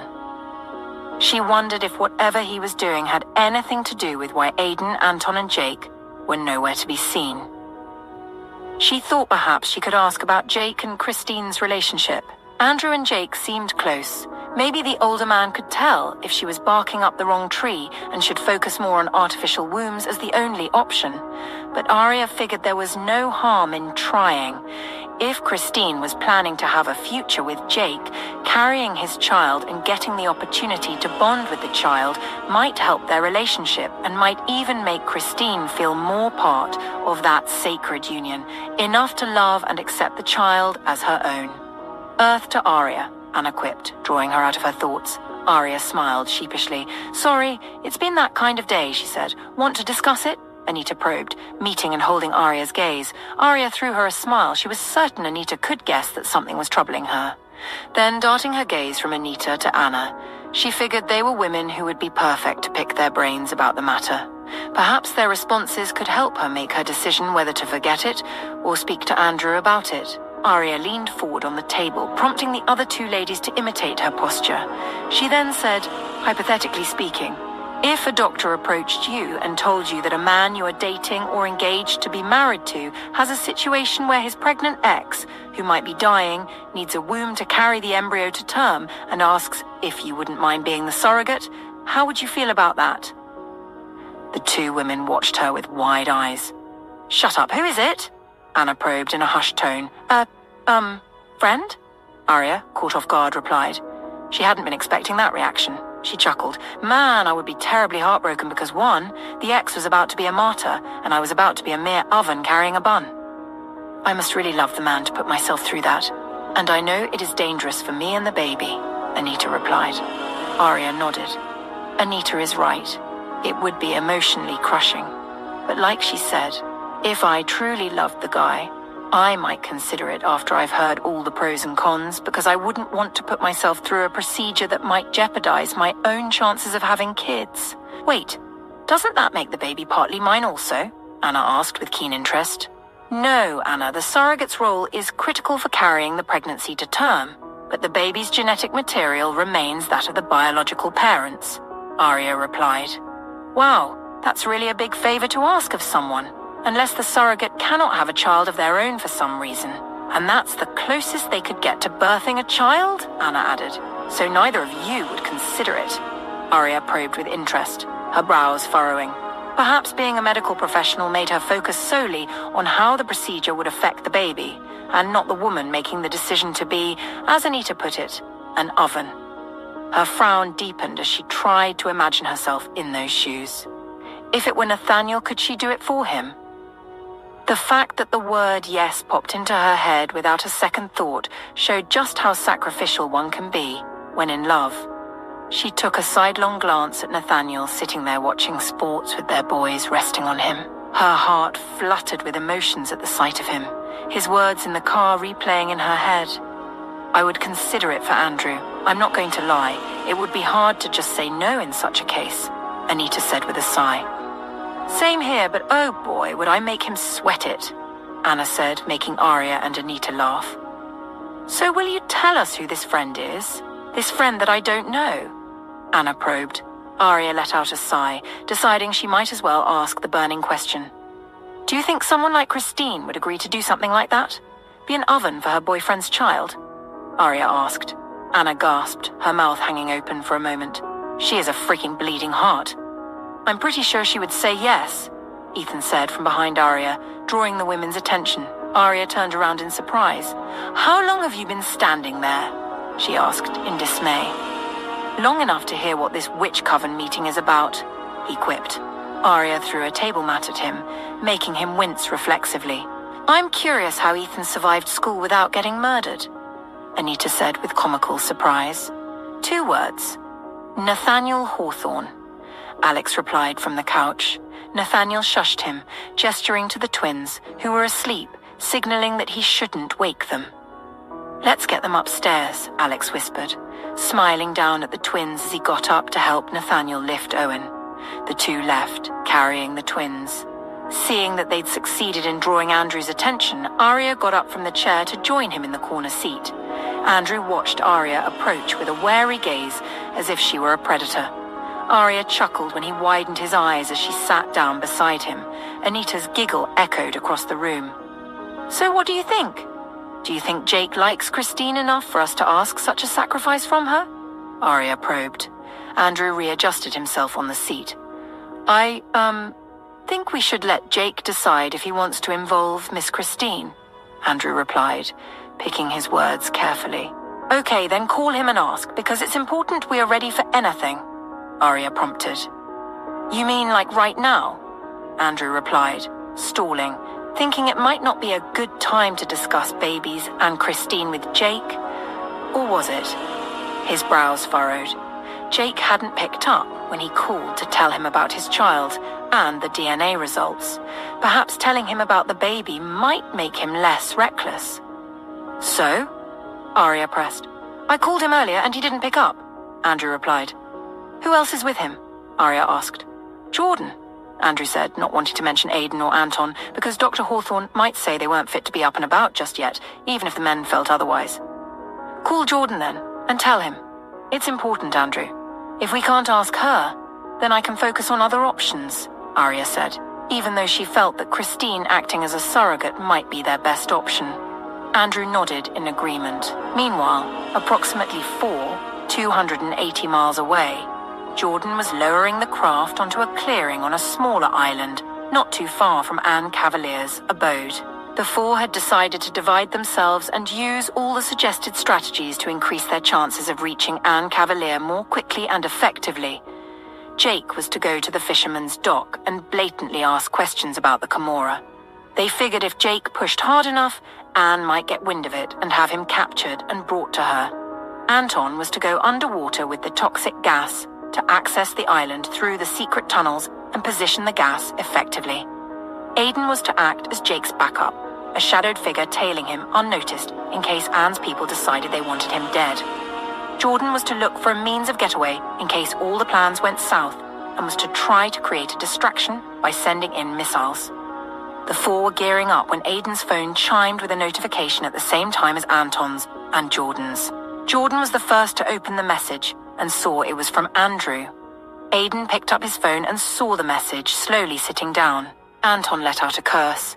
"What's going on?" Jake asked in bemusement. "I think you might want to sit down, man," Anton said. Jake threw him a sharp look, thinking he was clowning around, but he saw the gleam of seriousness in the other man's eyes. "Tell me," Jake invited, bracing himself. "No, I think you should read this," Aidan said as he passed the phone to Jake. Jake took it and lowered his gaze at it. The words, embryo, and survival leaped at him, and he slowly sat down. "Christ," he muttered under his breath in utter shock. Jake's eyes darted as he read the message twice, his heart beating erratically as the meaning sank in. So this was what Andrew meant when he said Julia's case was complicated. She was dead, but not quite dead, with his baby inside her, striving to survive. "Do you need privacy? We could, step outside," Aidan offered, drawing his attention. "The mission can wait a few more minutes. This sounds important," Anton said. For once he sounded serious. Jake swallowed, darting his eyes from Anton to Aidan and then to Jordan as the three came to stand in front of him. He slowly nodded. "We might as well explore the grounds," Jordan suggested, giving Jake an encouraging nod before patting Aidan on the shoulder. The three men turned around and left. Now alone, Jake put down the phone and ran his fingers through his hair, scrubbing them down his face as he silently pondered the matter. He'd wanted a family, but never in his wildest dreams had he imagined having a child with Julia, let alone her dying and leaving behind evidence of their liaison. And now everyone wanted him to involve Christine. "Damn it," he muttered under his breath. The poor thing had just come into his life, and now he had to complicate her life like this. For a few minutes, he thought about the very notion of being a father, a sad smile already crossing his face at the thought of having a son, probably a troublemaker like Liam, or a calm, studious type like Owen. He would very much prefer someone with Owen's personality. A son with Liam's personality would probably give him a heart attack. He chuckled to himself, his heart aching at the thought that the child might not even get the chance to be born or survive beyond 16 weeks. Picking up his phone, he researched the size of an embryo at 16 weeks, and the information made his eyes blur with tears. At 16 weeks, the embryo would have developed a baby form, with growing fingers and toes, facial features becoming more distinct, and the ability to move and even make sucking motions.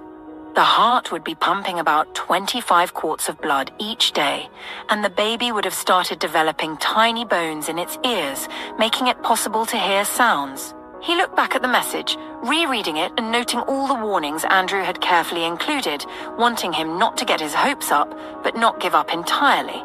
He nodded to himself and took out his phone, opening the contact list and pausing his thumb on Christine's number. How the hell was he even supposed to tell her this? Was it even thinkable? He pondered silently. Letting out a sigh, he decided to let her decide for herself.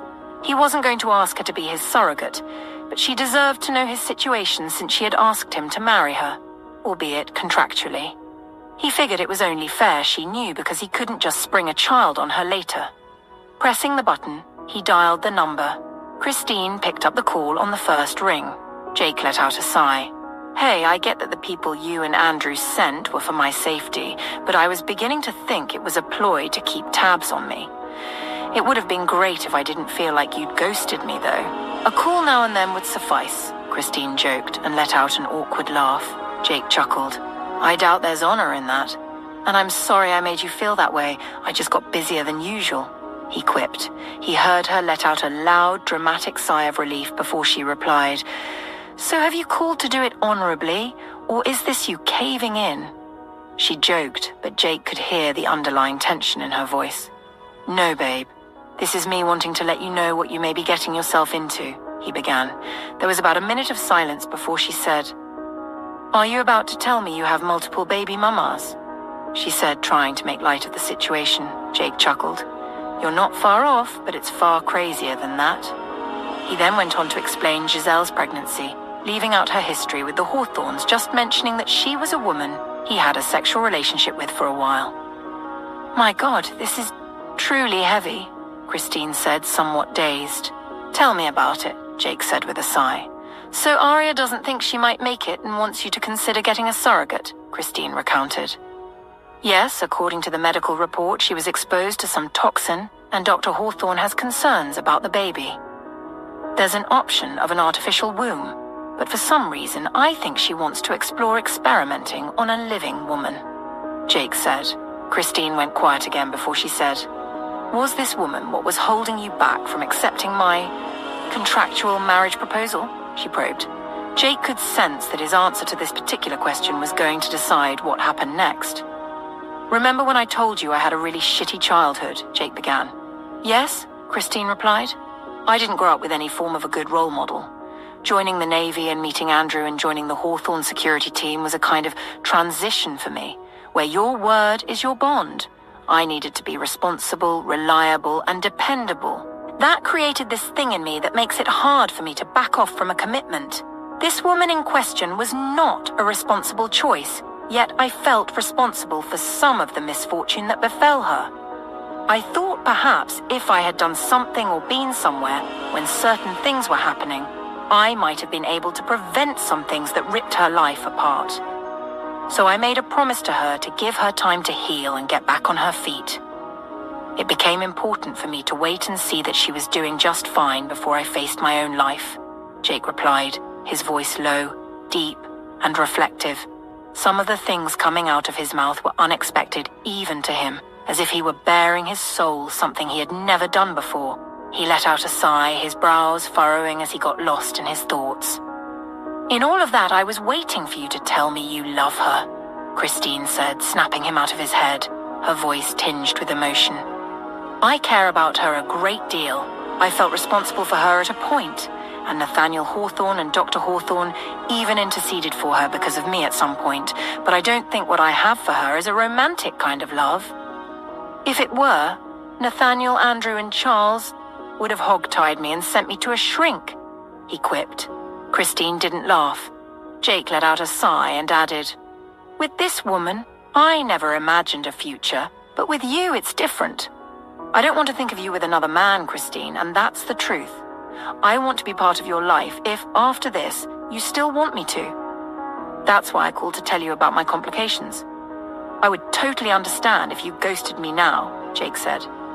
I have to get back to you. I need to think," Christine replied, sounding a tad withdrawn. "Of course," Jake promptly replied, but before he ended the call, he added, "Please, I will totally understand if you don't want my kind of baggage, and I just hope we can still be friends." Jake heard Christine take a shaky breath before he ended the call.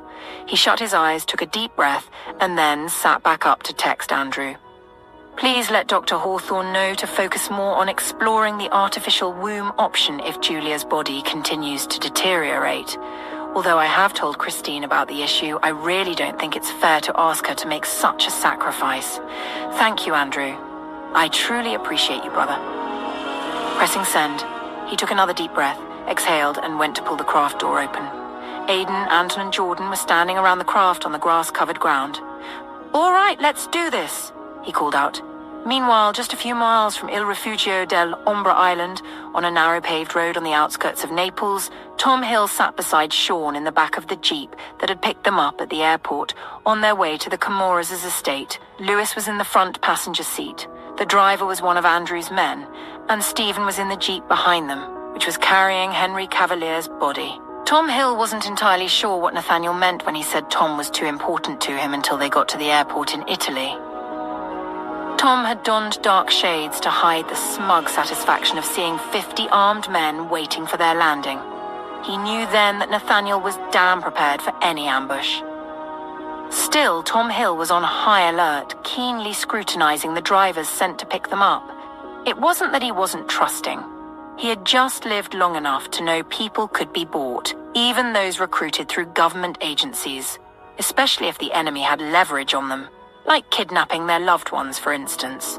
There were some men who would do just about anything for money, and then there were others bent on honor. Those weren't so easy to get off the playboard, but it wasn't impossible.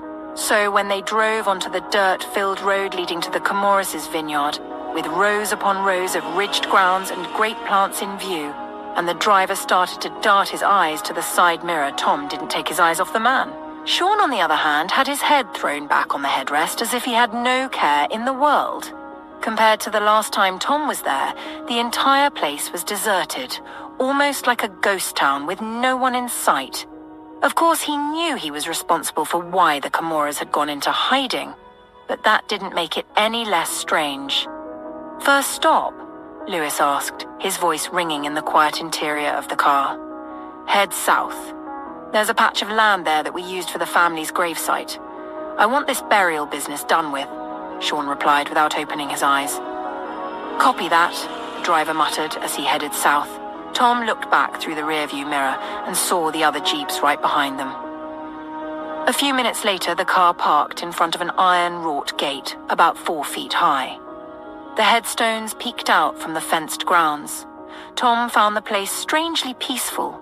There was a light dusting of snow over the tombstones, the well-groomed grass and flowers displaying an old vintage view of an ancient graveyard. Sean walked ahead to open the gate and led the team inside, stopping at the 4th row of graves.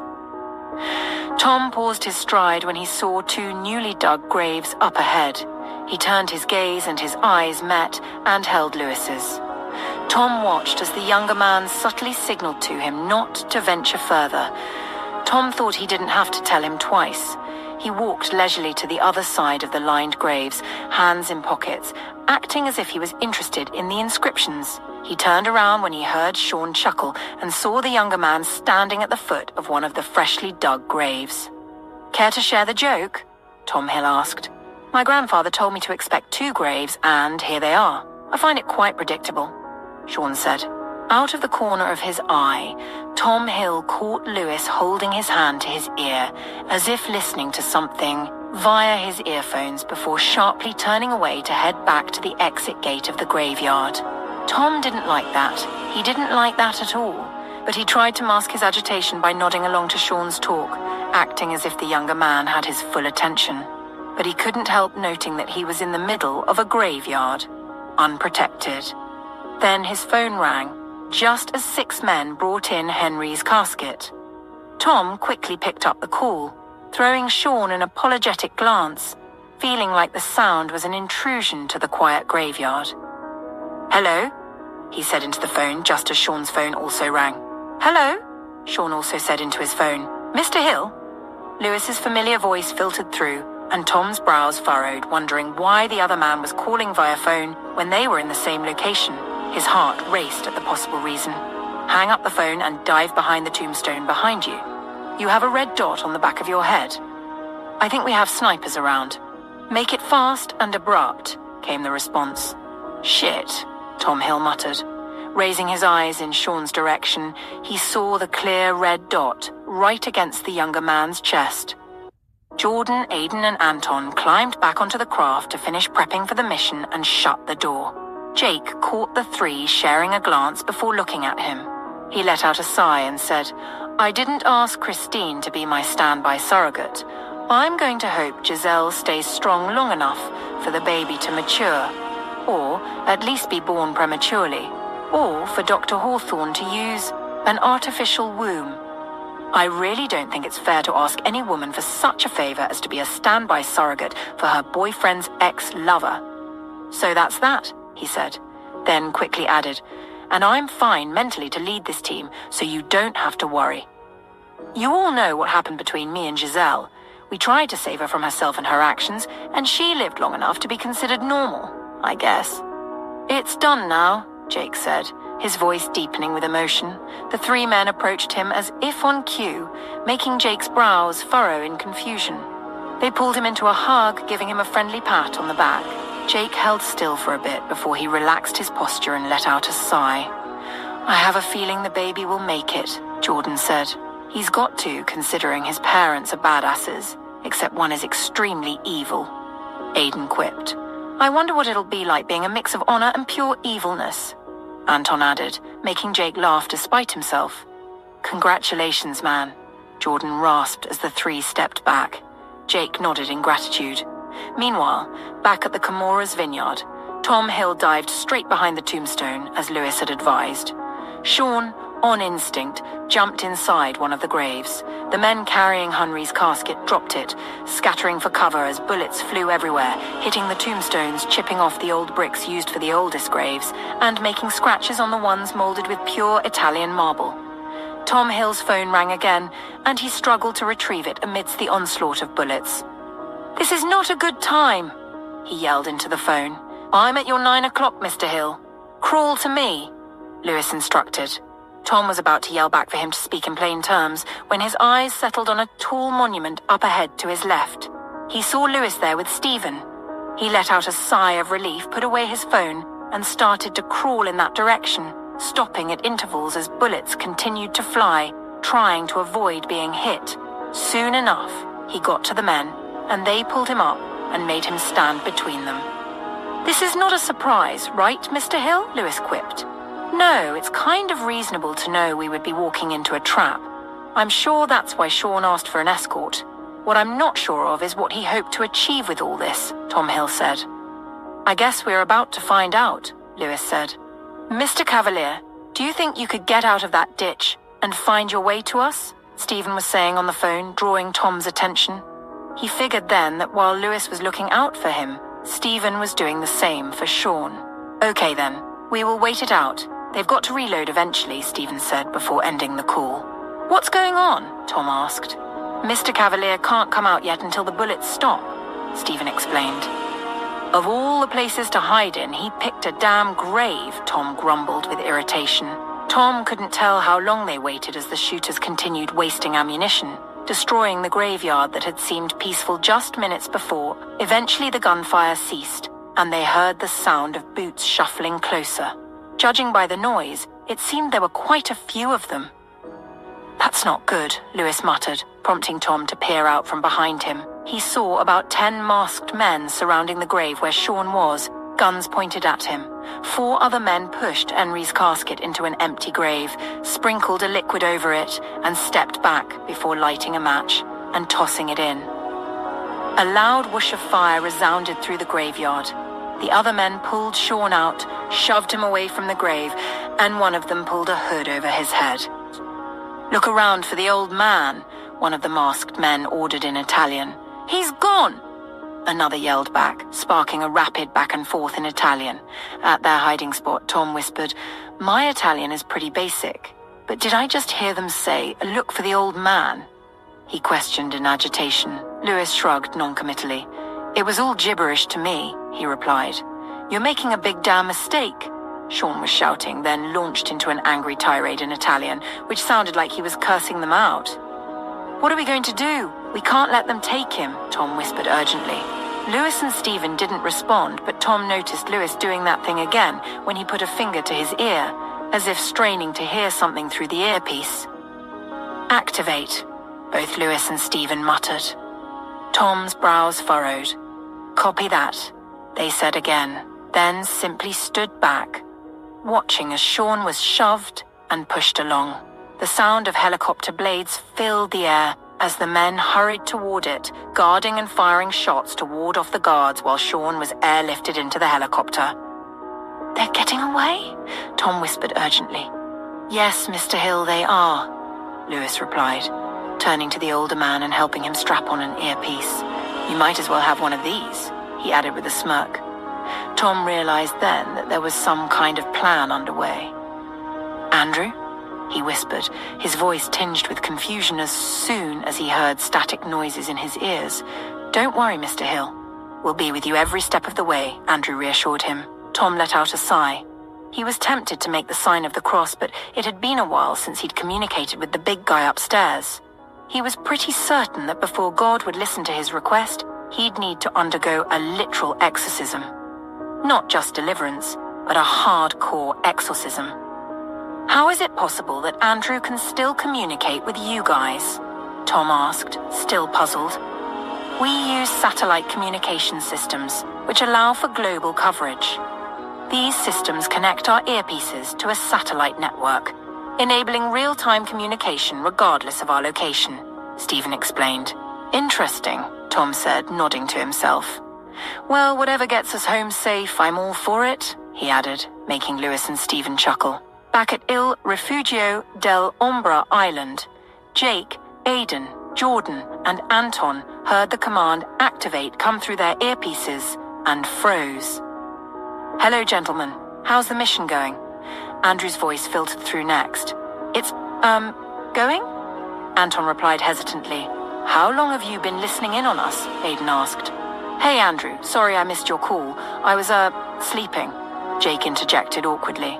Sure you were, Andrew replied. I got your message and we'll talk about it later, he added. As for your question, Aidan, I'm always connected to your earpieces. I just wait until things get critical, he continued. Jake chuckled. Cool, Anton said, grinning widely. I'm going to feel pretty invisible from here on, he added. Feels like having a guardian angel, something you'd expect a big brother to do, not to snitch and be a literal traitor, Anton said. You don't have a brother, Anton. We all know that, Aidan said with mock concern. Hey, you don't know that, Anton shot back. Yes, we do, Anton. Every single one of us, Jordan said. Anton looked hurt. That's an invasion of privacy. Besides, I only share what I want you to know. Jake chuckled and gave Anton a friendly pat on the chest. Ignore them. You have a brother, and it's all of us, okay? Jake said. Anton nodded, smiling at him, then glared at Aidan and Jordan. I hate to interrupt the brotherly moment, but a new plan to get you into Anne's stronghold has just emerged. Sean has been captured, but he has a tracker on him. It looks like they're heading to Anne's island. He also has an earpiece, and Lewis planted an RF jammer on him, Andrew explained. Jake thought that was a brilliant move, if the men that captured Sean kept him alive long enough to reach the island. The RF jammer would interfere with the island's wireless security systems by overwhelming the signals used by alarms, cameras, or sensors. This would make it easier for them to infiltrate the stronghold, after which they could use Jordan's toxic gas canisters to neutralize many of them while targeting their leader. He hoped the woman wouldn't catch on and retreat to her bunker. One more thing. Whatever you do, don't let yourselves be stabbed or scratched by their blades, Andrew warned. They seem to be using ricin to poison their weapons. Don't let any of that get into your blood. The four men exchanged glances. They'd all read Giselle's medical report and recognized the toxin name, but since Sean might be eavesdropping, they couldn't discuss it openly with Andrew. Got it, Jake replied, his voice sounding gruff. Good. Choose your gear carefully. I'm sending you Sean's location now, Andrew said. Thanks, Jake replied. I must say this is safer than going to the fisherman's dock, but I was really looking forward to crab cakes, Anton grumbled. How are you even sure they'll have something like that here? Aidan asked, his voice tinged with humor and incredulity. Dude, they catch seafood. It's only logical, Anton replied, causing the other men to laugh. The four men exited the craft and spread out to cover it, attempting to camouflage it as best as they could. As they walked away, Jordan began marking the trees they passed to ensure they could find their way back. Jake and Aidan took the lead, using machetes to cut through leaves and create a path. Anton continued to talk about eating crab cakes, reminiscing about how good freshly caught crabs tasted. 10 minutes later, when Anton mentioned crab cakes again, Aidan snapped, If I promise to take you to the best joint for seafood when we get back home, will you shut up? Anton scoffed and replied, Someone's in a bad mood. He then held out his hand, offering to take over. Aidan gladly handed him the machete, and Anton continued to clear the path alongside Jake. Soon they emerged onto a cleared road, marked by a rickety wooden arrow pointing onward. Jake and Anton stepped onto the road, while Aidan and Jordan, who were a few feet behind, remained hidden in the dense vegetation. Suddenly Jake heard the clicking of firearms as about 16 men appeared, blocking their path and flanking them in a circle. One man held a gun to Jake's head and yelled, "Molta abbiamo preso, scifo! Adostano latte!" Anton noticed Jake's eyelids flutter as he tightened his grip on the machete. Quickly, Anton said, "We don't speak Italian or whatever language this is, but I hope you understand English. You really need to lower your gun from his head. Whatever this is, we can discuss it like, gentlemen." He glanced at the men's rugged attire, noting they certainly didn't look like gentlemen. They reeked of fish and appeared as if they'd bathed in mud with pigs. "I can help you translate," came a small voice through their earpieces. It was Liam Hawthorne. "But I can't say all the words," he added, then whispered, "There's a curse word." Anton heard Andrew curse in frustration, growling, "Where are you, Liam, and how did you get your hands on the communication device?" Anton froze, hoping the assailants didn't catch the conversation. He began coughing violently to disguise any potential sounds. "I'm in my dad's study. I saw the device on his desk. He's in the restroom." "Do you want me to translate?" Liam replied. Anton could hear the scrape of a chair on a wooden floor, indicating Andrew was likely going after Liam. "Go on, tell us," Jake said in a low growl. Anton was relieved that Jake hadn't lost his composure yet. He would prefer not to be so close if Jake went berserk. He tried to step back but was roughly shoved back into the circle. "All right," Liam said, then added, "The man said, 'We've got you now, Bleb. Where are the rest of you?'" Liam used Bleb to replace the curse word. Anton would have laughed if they weren't in such dire situation. "Oops, got to go," they heard Liam say, just as they heard doors opening and Nathaniel Hawthorne's voice, laced with incredulity, saying, "Son, what are you doing?" Liam, hearing footsteps approaching in the hall, doorway and thinking it might be his Uncle Andrew, placed a finger over his lips to signal his dad not to reveal his presence. He then quickly skittered off his father's chair and ducked under the massive table, edging into a corner. Nathaniel was overwhelmed with a flood of emotions, surprised to find Liam in his study, but also glad that his little boy was beginning to reclaim his curious nature, snooping around without fear. A slow smile stretched across his lips as he wondered what Liam had done now.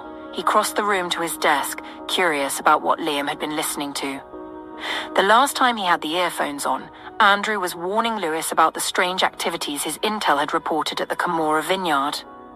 The estate was supposed to be empty since Anne had fled, but Andrew had received information from the spies he'd planted there that armed men were present and preparing to attack. Nathaniel wondered if he'd missed anything important since then. He picked up the earphones he'd left in their case a few minutes earlier to use the bathroom and plugged them back into his ears, activating them. Immediately he was met with the sounds of grunts, screams of pain, and gunshots. His eyes widened, hoping Liam hadn't been listening to the violence that was obviously unfolding at the other end. Liam's kidnapping attempt had given him nightmares for days. The last thing he needed was to trigger that trauma again. His brows furrowed with concern. He realized he should probably start locking the study. Redirecting his attention back to what was happening at the other end, he found it was now deathly quiet. "Well, I'll be damned," Nathaniel heard Anton say. Since there was no note of distress in his tone, Nathaniel figured some poor soul must have triggered Jake. Nathaniel knew Jake was the only man who could make someone sound in awe after witnessing his ruthless, murderous instincts when triggered. He should know he'd witnessed it twice. The door opened, distracting him. Andrew strolled in with a scowl but paused when he noticed Nathaniel standing there. Nathaniel understood then why Liam had skittered under the table. Deciding to play along with his nosy son, he said, "Is there something you need, Andrew?" as he subtly gestured to indicate that Liam was hiding under the table. Andrew's scowl transformed into an amused smile. "No, boss, I just thought Liam was here, but I must have been mistaken," Andrew replied, playing along. "Oh? Any particular reason you're looking for him?" Nathaniel asked, moving to stand behind his desk, folding his arms across his chest. "He's gotten hold of your security earphones and has been using them to help Jake's team translate Italian to English. Now, as much as I appreciate his help, I don't think it's a good idea for him to keep listening in on a team engaged in such a dangerous mission. Who knows what secrets they might accidentally reveal, and he's so little," Andrew said. Nathaniel heard a gasp from under the table and fought down a laugh, knowing that Andrew was spinning a thrilling tale to coax Liam out of hiding.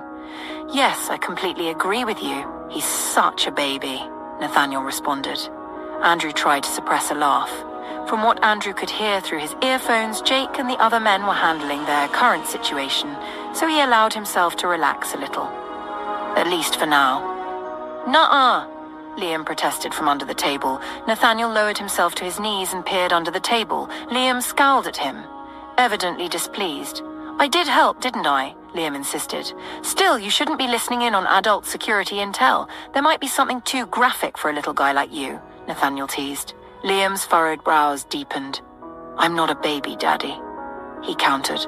Nathaniel extended his hand, urging him to come out. Liam took his father's hand, letting himself be lifted onto the desk.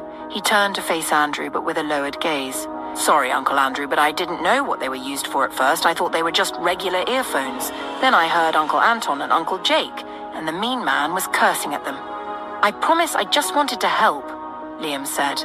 Andrew strolled over to the desk, bending down so he could look Liam in the eyes, gently making sure the boy met his gaze. When he did, Andrew held out a clenched fist for a fist bump. "Thanks, but this is adult business." "You've got to wait a little longer." "All right," Andrew urged. Liam nodded, though clearly displeased. "Are Uncle Anton and Uncle Jake in danger?" Liam asked. Andrew peered into the boy's intelligent eyes and smiled. "Trust me, there's no danger those two can get into that they can't wiggle their way out of," Andrew reassured, making Liam smile. Andrew tapped Liam on the tip of his nose before saying, "Please excuse me." Nathaniel nodded and replied, "Thanks, Andrew." Once the door closed behind him, Nathaniel lifted Liam over his shoulders, making him squeal with laughter. "All right, let's get back to the reason why you're here. Where's Owen?" Giggling, Liam managed to say, "Owen is on the back porch with Aunt Dawn, Aunt Anna, Uncle Alex, and Uncle Ethan. Uncle Ethan asked me to come get you. He said you would be taking a walk with us." "Oh, okay, yes, I did promise to take a walk with our house guests." "No worries then, let's join them," Nathaniel said, not putting Liam down, which made the boy continue to giggle with delight. Nathaniel left one earphone in his left ear and put the other back in its case, pocketing it to stay updated on what was happening. "Mum and Aunt Anita went to the hospital, though," Liam said, sounding a little sad. "I wish I could follow them. I want to see Mum working. Remember that time back in Riverview when she took me and Owen's marrow?" Nathaniel chuckled. "Yes, son, I do remember. But don't worry. Mum is just going to check on a patient. She'll be back soon to join us, along with Aunt Anita," he replied. "Really, Dad?" Liam asked, his voice filled with excitement. "Really? And she also has a patient here that she's keeping an eye on. Maybe, if you don't get into any trouble in the next few hours, she might be persuaded to take you along," Nathaniel offered.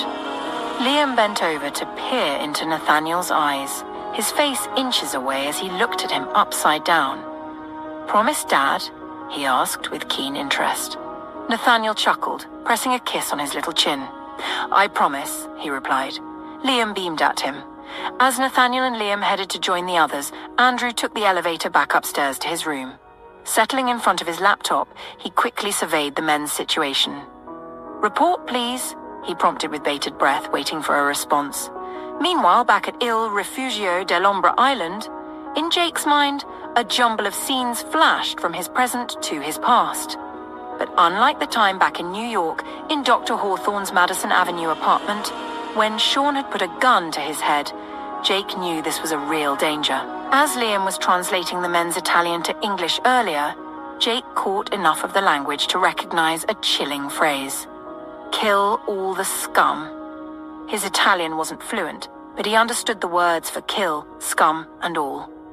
Sir, he realized then that not only was Anne aware they were coming, but she had also ordered them to be killed on sight. This meant that Aidan had been right. His plan to go into the fisherman's village would have failed.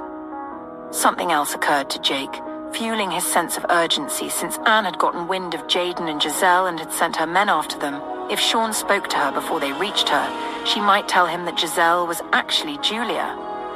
This revelation could turn Sean against all of them, including Nathaniel Hawthorne, putting them in danger of betrayal. Jake was certain Sean would want to know more, and might use them to force Nathaniel's hand. This meant they needed to reach the island ahead of Sean, but they also had to make sure Sean didn't get a chance to speak with Anne Cavalier. How they would achieve that was still unclear, but first, Jake decided to deal with their current predicament. Anton watched as Jake flicked his eyes in his direction, noticing the subtle shift in the hand gripping the machete. Realizing he couldn't retreat without the risk of being shoved or shot, Anton dropped to his knees, raising his hands and shouting, "Yes, yes, you caught us. I swear I didn't want to come. My poor wife is sick. Terminal illness, the doctor said. If I die, my 9 children will be orphans. Damn it!" His frantic rambling and sudden surrender threw the men off balance, giving Jake the opportunity to reposition himself without endangering Anton. A sudden rustling in the distant bushes added to the chaos. The men turned in that direction and opened fire.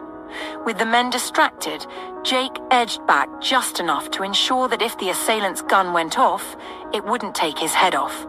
In a coordinated move, Jake swung his machete to the left. A loud cry echoed as he disarmed the man, then stabbed another to his right, dragging him forward to use as a shield while dodging a series of gunshots. As the men faced off, Aidan and Jordan, who had been lagging behind, served as backup, picking off any assailants Jake couldn't reach. Anton swept a few off their feet, making sure they were silenced when they hit the ground. Within minutes, all the men were dead, littering the ground. "Well, I'll be damned," Anton whispered in awe, as he looked at Jake, who was literally bathed in blood. "We've got to keep moving," Jake growled, and started jogging down the pathway without pausing to see if the others were following. The rest of the men hurried after him. When Aidan caught up with Jake running side by side with him, he asked, "What's the plan now?" "I'm guessing it has changed." Jake didn't bother to look at him as he pointed to the cliff up ahead. "We jump into the water, swim to shore, and wait." With their backpacks securely fastened, the men donned their rebreathers, military devices that recycle exhaled gases, removing carbon dioxide and adding oxygen to allow for extended underwater duration compared to traditional open-circuit scuba systems. They then activated their advanced shark deterrent system, which combined electrical and magnetic fields to guard against any potential predators in the water before adorning their waterproof headphones. Jake led the way, diving into the water first. Aidan, Jordan, and Anton followed closely, hitting the water almost simultaneously. They descended into the cold depths before beginning their ascent, but they didn't resurface. Using their underwater headlamps, they navigated towards the island.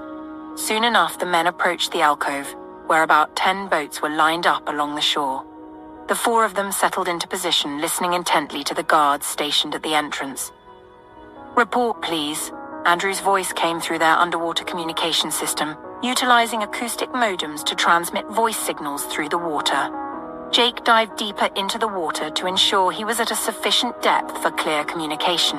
With the advanced underwater communication device integrated into his rebreather, which converted voice signals into acoustic waves, he responded, "We've reached the secret alcove and are waiting for Sean Cavalier to give us access." He heard Andrew let out a relieved sigh through the acoustic transmission, indicating that the message was received clearly. Jake returned to his position and waited. About 45 minutes later, they heard Andrew's voice crackle through the underwater communication system. "They've arrived. Do you copy? Sean Cavalier is there." Jake's heart raced as he asked, "By air or sea?"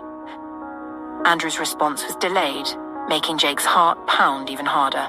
Finally, Andrew said, "It's still by air," Jake swore under his breath.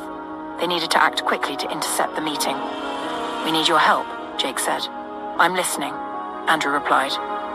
"To protect Sean, we need to be there when he meets Anne," Jake said, hoping Andrew understood the urgency of ensuring Sean didn't face Anne alone. "Lewis and Stephen are close behind." "What are your orders?" Andrew asked. Jake found himself in a dilemma. He wanted to be the one to take out Anne Cavalier, but Lewis and Stephen seemed poised to reach her before his team could. He took a deep breath, exhaling slowly, and held back from giving the command he knew would be the safest for everyone. Aidan, Anton, and Jordan directed their gazes toward Jake, all 3 men wondering why he was delaying. As soon as Sean was taken through the island's security shield, before he even got down from the craft bringing him in, he would have succeeded in breaking the shield, making the island and its occupants vulnerable to an attack. Aidan guessed that Lewis and Stephen were tailing the other helicopter in one of the Hawthorne's sophisticated crafts, so the other men could help create enough chaos up there to distract the guards. This would allow them to sneak inside or catch the guards in the alcove by surprise, giving them access to the stronghold. They could then swiftly execute the plan, rendering everyone nearby immobile, blocking Anne Cavalier's escape route to the underground bunker, and cornering the witch. This would mean they could box them all in. Although Jake wasn't looking at the other men, he could almost feel their heated gazes on him. "If Anne so much as flinches, take her down," Jake finally said. "Roger that," Andrew replied. Anton breathed a sigh of relief. They'd been lucky so far, but they were about to enter the den of murderers, people who had made a career out of crime. It would be wise to be cautious and not be overly confident about coming out alive. Jake waited with bated breath for the signal or sound that would indicate they could proceed.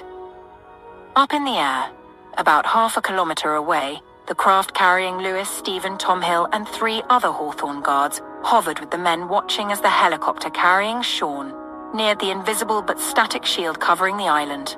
The tension in the craft was palpable. Anne Cavalier had proven to be quite a formidable foe, picking off people dear to them one by one and making an example of them. Getting her was paramount if they wanted to breathe easily again. They could not afford to let her get away, jeopardize their mission, or get any of them killed.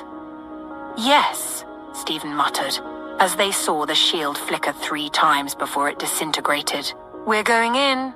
They all heard Jake's voice filter through, meaning Andrew had connected all their earphones. Lewis grinned. "Try not to get killed, old man," he teased as he targeted a man on the island's helipad who had just buried a punch in Sean's stomach. He heard Jake chuckling and muttered, "Idiot." "Starting attack, giving away our presence in 1, 2, 3, Lewis said and fired. "What do you mean by giving away our presence exactly?" Tom Hill asked in an alarmed tone from the seat behind. Lewis chuckled as he shot Sean's attacker straight in the side of the head. The others scattered off, but Sean stood tall. Lewis spotted a woman with long, dark, shining hair darting behind a man. He immediately tried to get her, but she ducked behind another man, causing Lewis to hit him instead. The woman quickly bent low and hurried to safety. "Damn it!" Lewis cursed under his breath. He was pretty sure he had just missed their target. He then watched as Sean lowered himself to the floor, swung his tied hands under his legs to bring them forward, then pulled off his hood and dived for a man who pointed a gun at him. They rolled around on the helipad as Lewis continued to pick off men, taking them out, but didn't make any attempt to leave their position. Soon enough, the craft started to alert them of an incoming threat. "That's what he meant, Mr. Hill," Stephen said with a smirk. Tom made the sign of the cross, pretty sure all the Hawthorne guards were mental. The craft suddenly shot forward, heading straight for the island. The missiles fired at them tailed them. But just as they were about to reach the rocky plain of the helipad, the craft suddenly rolled over and dropped. The missiles struck the helicopter that had brought Sean to the island, as well as another more sophisticated craft that was there. The men who were still alive on the helipad rushed to an entrance carved out of the tall rocks, with Sean now free of his cuffs and armed with a gun, running after them. Meanwhile, a few minutes earlier, at the entrance of the alcove, Jake gave the signal to the other men to attack as he emerged from the water, taking out 2 of the guards in quick succession. Aidan, Anton, and True Lieutenant Jordan each took out a guard as well. The 4 of them hurriedly climbed out of the water, donning their gas masks as they moved inside with guns in one hand and the toxic gas in the other. In every rocky hallway they ventured into, they encountered at least 3 guards. Andrew continued to provide intel on their location and where the bunker was. Jake signaled for the men to follow him. He had a strong feeling the bunker was going to be a critical point. He imagined if he were a mafia syndicate leader with a bunker, he'd make it nearly indestructible and would certainly include a secret passage in case the entire place collapsed. And he was certain that Anne Cavalier must have already caught wind of Sean being taken in. Perhaps she was already there, using the bunker as her living space. Navigating through the rocky hallways, they made several turns, descending lower and lower, as if they were climbing down a rock face. Activating and deploying the toxic gas canisters as they proceeded, they continued until they reached a large iron door sealed tightly up ahead. Upon reaching it, they found a security panel that required a code. Aiden let out a loud curse, not happy about their latest huddle. With furrowed brows, Jake placed a hand to his ear and decided to see if Sean was still connected to their communications, thinking maybe he could be of help. "Kimura, are you still alive out there?" Jake teased, knowing full well the other man was alive. If he weren't, Andrew would have informed them. "Yeah," came the breathless response, followed by a loud grunt. "You don't sound great, though," Jake noted. "Not a good time, Darfield," Sean growled in irritation. "Sorry, just trying to help over here." "Is there any chance you can guess your aunt's likely password or code to her very secure bunker?" Jake probed. "I don't know, Jake. You'd think I'd know the witch, considering how pretentiously nice she was to me for all these years, only to find out she's a freaking backstabbing." Sean went on for about half a minute, letting out a string of derogatory and creatively insulting names for his aunt. "Okay, help us guess then," Jake said, eager to find Anne Cavalier before Sean did. For the next few minutes, they tried a couple of words and numbers until Sean suggested, "For all we know, she might use an unexpected code or name, something simple and totally ridiculous." An amused smile etched Anton's face. Like Ice Queen Kimura," he quipped, chuckling at his own joke, thinking that would be absolutely ridiculous. Jake shot a sidelong look at Anton with furrowed brows and typed in "Ice Queen," thinking it would be unexpected for the woman to use the insult people called her behind her back as a password to her safe haven. The panel flashed green and the doors started to slide open. Anton looked utterly surprised. "Okay, that's just wrong," he muttered. "You guys cracked it. Nice," they heard Sean say. Then a gunshot rang out before he added, "Hate to bail, but I've got someone to find." Jake signaled for the men to hold on as he carefully peered inside. He then saw two children, around 7 and 9 years old, along with a young adult of about 18, playing video games in a distant corner. Jake motioned for the men to enter and search the inner chambers. There was a side glass door that led outside to a rocky staircase descending to the water, where a yacht was waiting. Jake nodded to himself, suspecting that was likely her planned escape route. Aiden, Anton, and Jordan separated with guns drawn, searching the expansive space. A subtle noise, a woman's moan, caught Anton's attention, drawing him to one of the room's bathrooms. As he carefully stepped inside, he felt the cold press of a gun against the back of his head and froze, letting out a string of expletives. Of course it was a trap, he muttered in self-reproach. Jake waited for the men to return, standing by the wall near the door where the children were engrossed in their video games, oblivious to the invasion with headphones strapped over their heads. Then he saw Anton stroll in. Jake was about to reach out and get his attention when he noticed a golden gun pressed to the back of Anton's head. He slowly lowered his hand to his waist strap. Anne Cavalier strode in after Anton, her wet hair indicating she was freshly out of the shower. She was wrapped in a white towel and barefoot. "Ah, there you are," Sean's voice echoed in the chamber, and Jake didn't hesitate. He swiftly drew his knife and plunged it into the side of Anne Cavalier's neck. Anton ducked as Jake snatched the golden gun from her hand. It was fast and brutal. Jake pulled the knife out from her neck, causing blood to spray everywhere. As if on cue, Anton clamped his hand over Anne's mouth to muffle her cries and dragged her out into the hallway. Even with the neck wound, she struggled, but Anton held her hard against the wall. Jake didn't care what happened now. He had taken her ability to speak, and he reveled in the satisfaction of delivering that first blow. Sean wasn't pleased, but given the situation, finding Anne holding a gun to Anton's head, it was logical that Jake had reacted that way. Still, Sean had hoped to get some information out of her. Jake met Anton's gaze, and Anton immediately understood Anne could not be taken alive. Suddenly, the woman managed to slam her hand down on a side panel, and a loud siren blared. 2 minutes to self-destruct, a robotic voice announced. Anne started to shake with laughter, blood spilling from her mouth. "Shit!" Aidan cursed. Sean, standing by the bunker's entrance, looked from Anne to the boys in the living room. The three of them had stood up, the loud siren drawing their attention. The two youngest appeared shaky and confused, but were somewhat relieved when they saw Sean.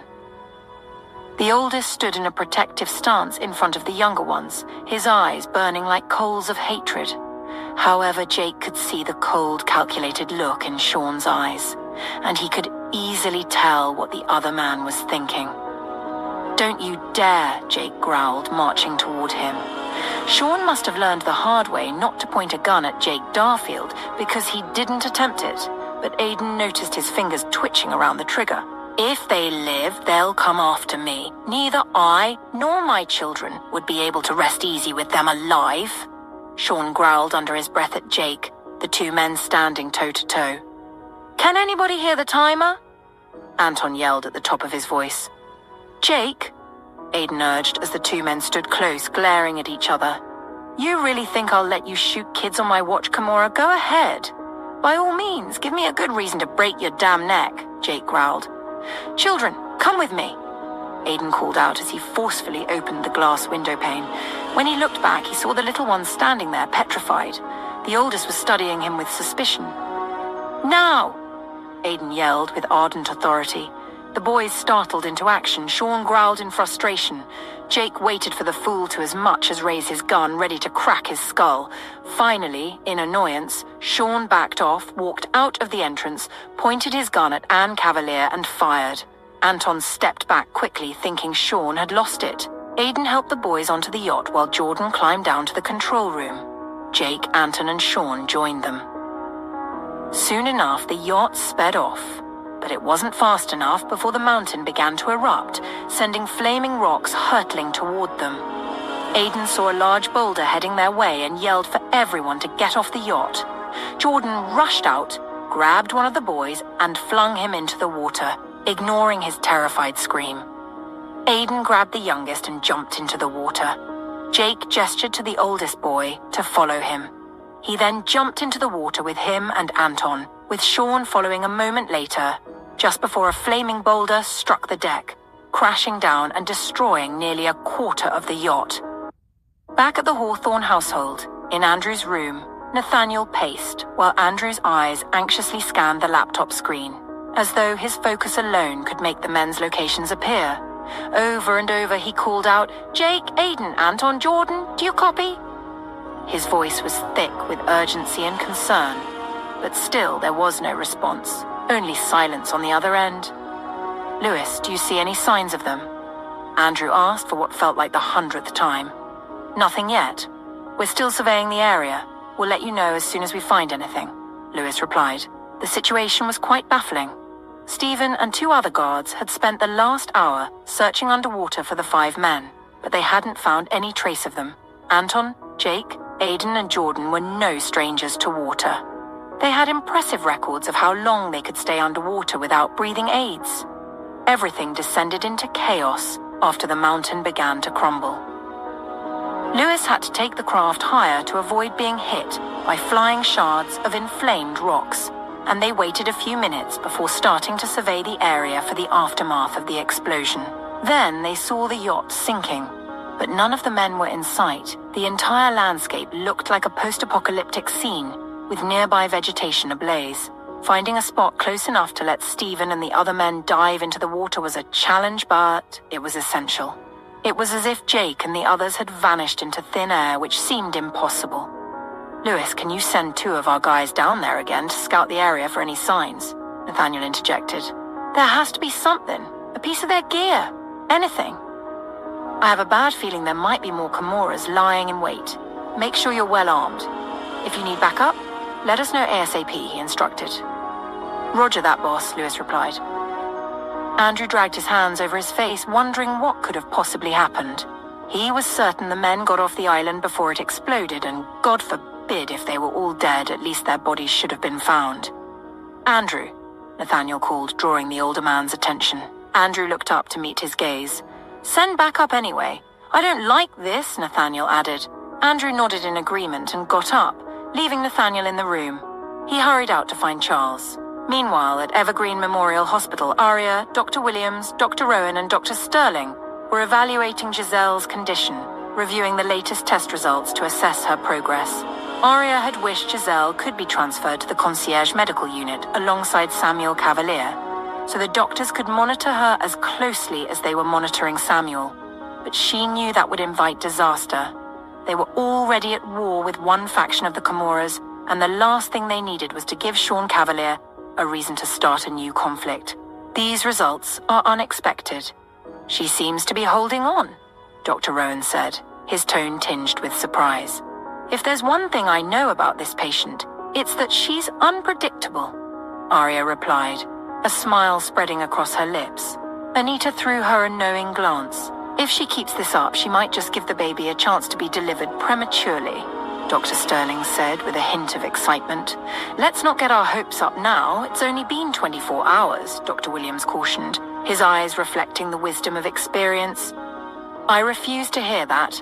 She should be completely destroyed by now, Dr. Sterling countered. She's one hell of a strong woman, she added. If she pulls through, this would be a remarkable story of resilience. Aria cast a sidelong glance at Dr. Sterling, admiring her optimism before turning her gaze back to the still figure on the hospital bed. Giselle looked peaceful, almost as if she were just sleeping. But in this particular case, Aria wasn't as optimistic as Dr. Sterling. If Giselle were to survive, she would likely have severe disabilities, and they would need to replace most of her organs just to get her functioning. Aria sighed. The best she hoped for was that Giselle could serve as an incubator for the baby long enough for it to be safely delivered. A gentle knock sounded at the door before it opened, and Jaden was wheeled inside in a wheelchair by a nurse. Aria's lips curved into a smile. The nurses had informed her that Jaden, the G.I. Joe lady, had been frequently visiting Giselle's room, spending hours by her bedside talking to her. The news had made Aria a bit emotional, knowing that Giselle couldn't hear her, but perhaps the baby could. Or maybe, just maybe, there was some kind of miracle at play, and whatever Jaden was saying was helping Giselle hold on for her baby. Good morning, doctors. Jaden greeted them before nodding at Anita. Good morning to you too, Jaden. How are you feeling this morning? Aria asked as she approached Jaden and began unwrapping the bandage around her neck to inspect the gunshot wound, nodding in satisfaction when she saw it was healing well. I'm lucky, I guess, Jaden replied as Anita knelt in front of her to examine the gunshot wound at her side, while Aria checked the one on her left shoulder. Giselle is the one who isn't so lucky, Jaden added, her voice tinged with sadness and guilt. We're doing the best we can for her and her baby, Aria responded. Jaden sighed, her gaze shifting from Giselle's bed to meet Aria's gaze. Why hasn't Jake come to see her yet? She asked with a note of concern in her voice. Aria's brows furrowed as the question reminded her that she hadn't seen Jake at breakfast, nor Aiden and Anton. She usually saw the three men either at breakfast or speaking with Andrew almost every day, and it occurred to her that the last time she saw them was in the concierge medical unit. Anita, who had a better understanding of where Jake was thanks to overhearing Andrew on the phone, quickly added, That's because he hasn't been around. I heard Andrew sent him with some other men on an errand. Jaden nodded in understanding. Aria interjected, Oh, that explains it. I bet he went with Aiden and Anton. But I wish Andrew had chosen someone else. Jake is still recovering, so are Anton and Aiden. Jaden scrutinized Aria keenly. Jake was wounded, she repeated with furrowed brows. Yes, there was an incident here a few weeks ago that left him burned and wounded on his back, Dr. Williams supplied. Aria noticed how Jaden's eyes darkened with concern as her frown deepened. He's fine now, Aria quickly added. I just wish they'd given him more time to rest. Jaden slowly nodded. Aria's phone vibrated in the pocket of her doctor's robe, and she stepped aside to retrieve it while the others continued their conversation. Maybe it's a good thing Jake hasn't come, Jaden was saying. Why do you say that? Aria probed with evident concern in her voice. I'm sure Andrew must have told him what happened in Moscow. I was supposed to protect Giselle, but I let us get caught off guard, leaving her no choice but to protect us. And she did pretty great until... Her voice trailed off. Arya wished she could contribute to the conversation and counsel Jaden to let go of her guilt.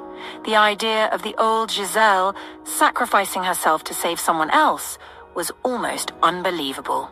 But she seemed to have developed an entirely new personality now. Arya lowered her gaze to the phone and saw it was an unknown number. She stepped out to answer it, shutting the hospital door firmly behind her. "Hello?" she said into the phone. Hello, Arya. "It's me, Christine Powell," came the voice from the other end. Arya paused, holding her breath. She was both surprised and anxious to hear from Christine. Andrew had shown her Jake's decision regarding the surrogacy, but he did mention he had told Christine about the issue. Arya wondered why the other woman was calling. "Jake told me about, his ex being pregnant and dying," Christine said, snapping Arya out of her thoughts. "Yes?" Arya replied. "I need to see you. There's, something I need to share with you in confidence, and it's not something I can discuss over the phone," she said. Hours later, back at Il Refugio dell'Ombra Island in Italy, Jake stirred awake, feeling cramped and with his head hammering as if it were about to explode. As his eyes fluttered open, he noticed two things. He was in a confined space, surrounded by iron bars. He shut his eyes and opened them again, hoping he was hallucinating and that the bars would vanish. But when he opened them again, the iron bars remained. He startled upright, abruptly hitting his head against an iron panel. He let out a grunt, rubbing the top of his head, and felt something sticky on his back. Touching it as he adjusted his position, he saw it was blood. Then it registered. He was in a cage, along with Aiden, Anton, and Jordan. Their clothes had been taken off, leaving them in only their boxers in a cage suspended in the air. It was cold but bearable, and he could see they were in some sort of underground dome, with sconces lining the walls, giving the place a dim, candle-lit glow. Peering out, Jake's gaze lowered to the ground beneath the cage, where he saw 4 lions lounging about, with what looked like human bones scattered on the floor. Aiden, Anton, and Jordan were passed out, and the unmistakable stench of blood hung strongly in the cage. Jake couldn't quite remember how they'd gotten into this situation, but he recalled they were supposed to be with Sean and Anne Cavalier's 3 children. Now, they were the only ones in a cage, in a lion's den. The first thought that popped into Jake's head was that Sean must have been responsible. He'd wanted to kill the children, but Jake had stopped him. What if Sean had plotted to kill them along with the children and then return to Nathaniel with some fabricated story? Jake reached out to Aiden first, placing a hand on his shoulder to shake him awake, half afraid the other men might not wake up. To his relief, the 3 stirred awake, groaning and reaching up to hold their heads as they became cognizant of their surroundings. "What the?" Anton muttered in surprise. Aiden grabbed the iron bars to peer out, his brows furrowing when he noticed the lions underneath them. "Where are we?" Jordan asked in a low, hesitant tone. "I don't know, but this is bad," Jake replied. "Where are the children and Sean?" Aiden demanded in a low, forceful growl. "Don't tell me that sadistic bastard did this." "Heavens help me if he killed those children," Anton was saying when they all heard the sound of booted feet approaching, accompanied by a low, pained grunt. The men waited with bated breath until a tall figure emerged, walking through the rocky doorway.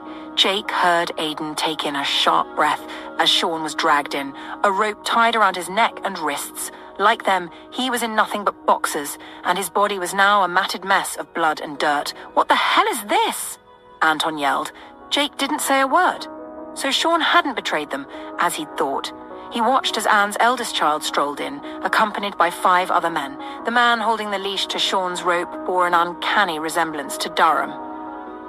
Jake's heart picked up pace, his eyes locking with Sean's, which were gleaming with pure hatred. It was clear that neither their lives nor Sean's were guaranteed in this new development, but something told him the man had kept them alive for a reason. Aiden exchanged a glance with Jake. This wasn't looking good for them. He wondered how the hell the men had managed to capture them all, even with the telltale signs of head injuries they each seemed to have. The bastards must have hit them with something.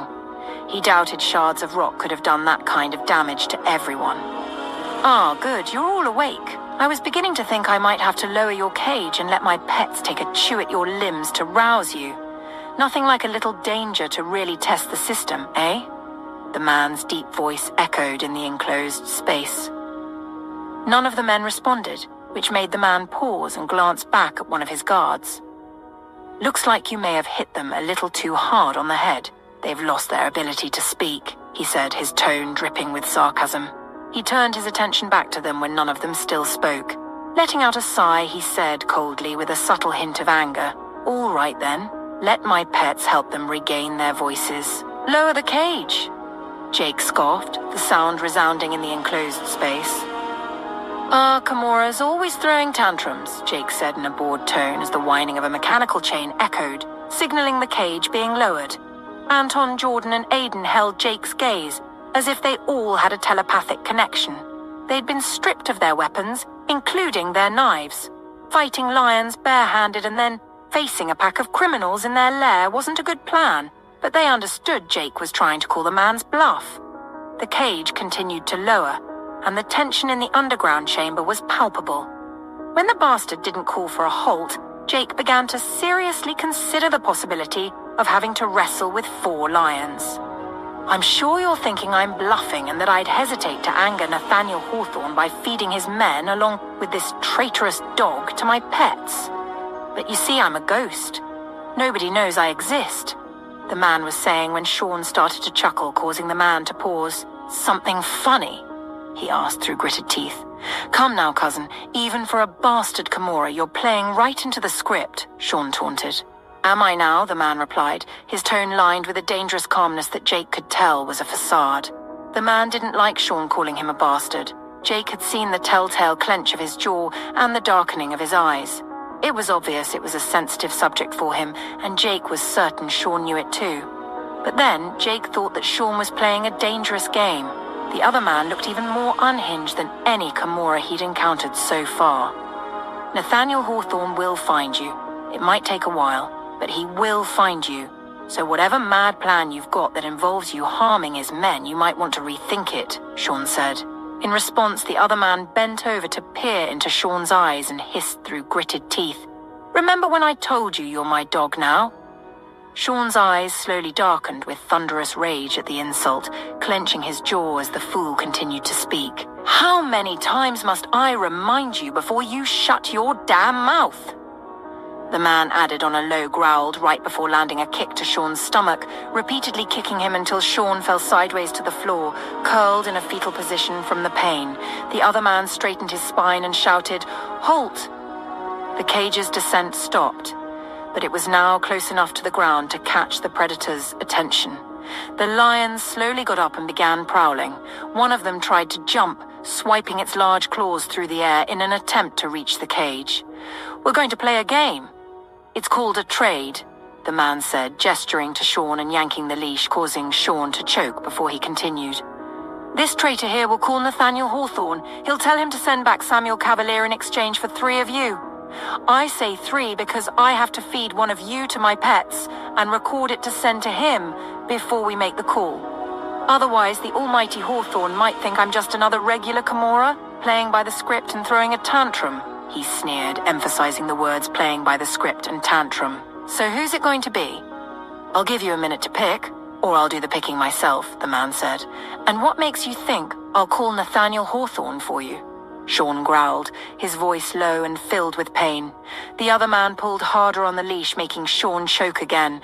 "You'll have to kill me, you freaking bastard," Sean spat out, and in a fit of anger the man struck him hard on the head, causing Sean to slump dazed for about a minute. Letting out an exasperated growl, the man straightened his spine again and flicked back his hair, his soulless eyes locking onto the group. Jake decided to try another tactic. "I can't help but imagine that if Sean Cavalier were in your shoes, he wouldn't be involving lions to prove he's got a mean streak. He'd pick me in particular to fight. He'd want to show he wasn't a coward to his men and himself. I don't like him at all, but he was one of the Kimuras who came closest in attributes to the Don himself.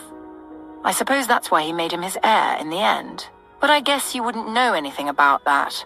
I mean, being Dominic Cavalier's bastard and all. He was always the weakest link, too. A brainless murderer," Jake taunted. Anton, Aidan, and Jordan gaped at Jake. They understood what he was trying to do, but Anton wondered if Jake had realized yet that this man was insane, definitely not the type to play mind games with. There was a pregnant pause, and Aidan thought that unless some kind of miracle happened, the lunatic would drop them to be eaten by the lions. He didn't look like someone who could be reasoned with. Meanwhile, above ground, Lewis and Stephen scouted the now shrouded terrain, moving as stealthily as possible. They had located Jordan's craft and landed nearby, camouflaging theirs just as Jordan had done with his. They left Tom Hill behind with 2 other Hawthorne guards to keep watch over the 2 powercraft. The terrain was challenging to navigate, but they managed with Andrew still in communication guiding their path. Soon enough, they reached an unusual clearing amidst the dense foliage, with a small mountain to the right. A large boulder was pressed against the mountain's center, and the entire area in front was covered in low-trimmed grass. Lewis frowned as he surveyed the grass. It was too neatly trimmed, especially for a place this remote. The surrounding jungle was wild and overgrown, yet this patch looked almost manicured. No natural force could account for such uniformity. He could tell that the grass had been cut recently. There were no signs of the usual wear or rough patches that come from natural decay. It was a clear indication that someone or something was actively maintaining this area, likely to keep it hidden from casual observers. The deliberate care taken here suggested that whatever lay beneath the surface was of great importance to whoever was guarding it. Lewis shot Stephen a sidelong glance before retrieving a seismic sensor from his backpack. He signaled for Stephen to wait behind the surrounding shrubs before crouching low, laying on his belly, and crawling close to the boulder. Lewis carefully placed the sensor on the ground, its sensitive plates immediately beginning to measure vibrations beneath the surface. The device emitted low-frequency waves, sending them deep into the earth, and then listened for the subtle echoes that returned. After a few tense moments, the readings began to indicate rhythmic vibrations, consistent with human movement. There were clear signs of life beneath the surface. Lewis quickly crawled across the field back to Stephen.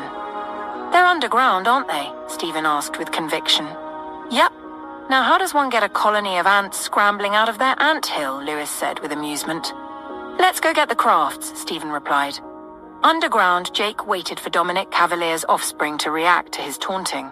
He prayed the man would do something sloppy to get him close. That was all he needed, to get near the bastard. "Pierre," the man called over his shoulder, and a tall, hunky guy walked through the concave door opening, looming over the man from behind. "Get the smart mouth out of the cage and bring him here. Let him watch me feed his friends to the lions," he declared. Aidan's eyes settled on Sean, noting that with Dominic's bastard offspring's attention elsewhere, the man had loosened his hold on the leash around Sean's neck. Sean was now also close enough to a guy who had one of the Hawthorne's guards' hunting knives tucked in its leather sheath around his waist. Aidan was keenly aware that their cage was being moved to the side wall where there was a flat protruding surface. He had no idea how many of these thugs were in the underground concave, but Aidan knew Sean well enough now to know he wasn't someone who did tactical thinking when irate. As long as he could take down the one person who wronged him, what came afterward wouldn't matter. Anton shared a look with Jordan before glancing at Jake, hoping that all the legendary tales of the older man pulling off pretty crazy moves to get his team out of tight corners would come into play here, because they were outnumbered, and the other team even had 4 lions, and whatever that monstrosity was, that was coming for Jake. He knew Jake intended to find leverage for them, but Anton still hadn't seen the way out, and his head was in total jumble with crazy ideas, having quite a marathon in there.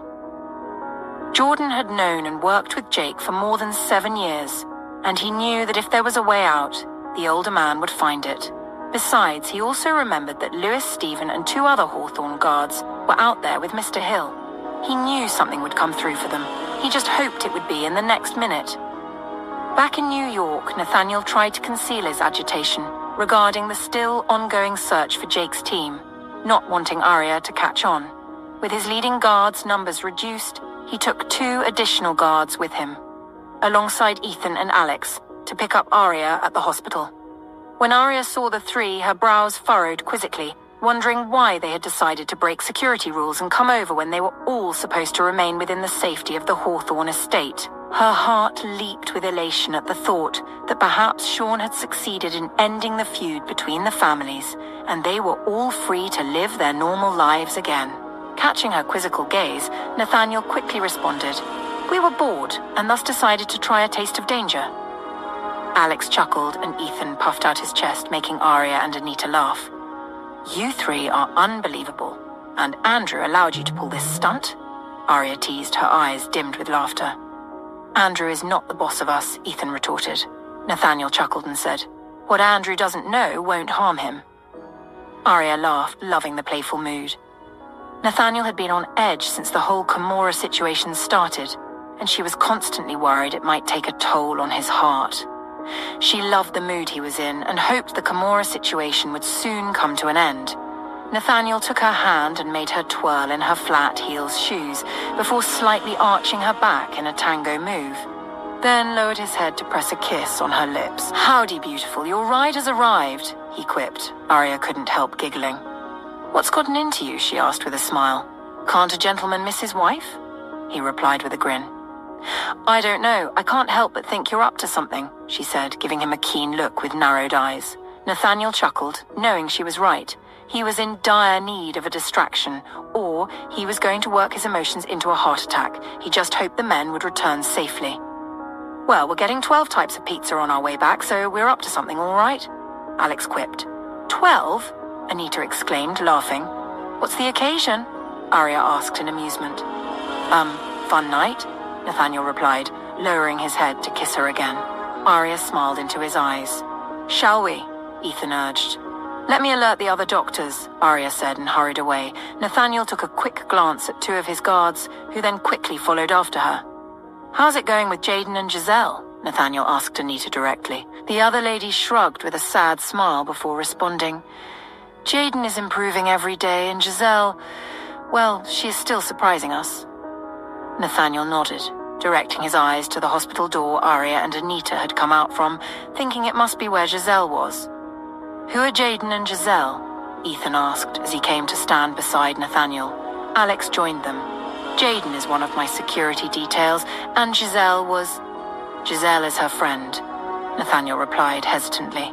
He then flashed Ethan a smile, stepped forward to open the hospital door to Giselle's room, and entered. Anita, Ethan, and Alex followed him.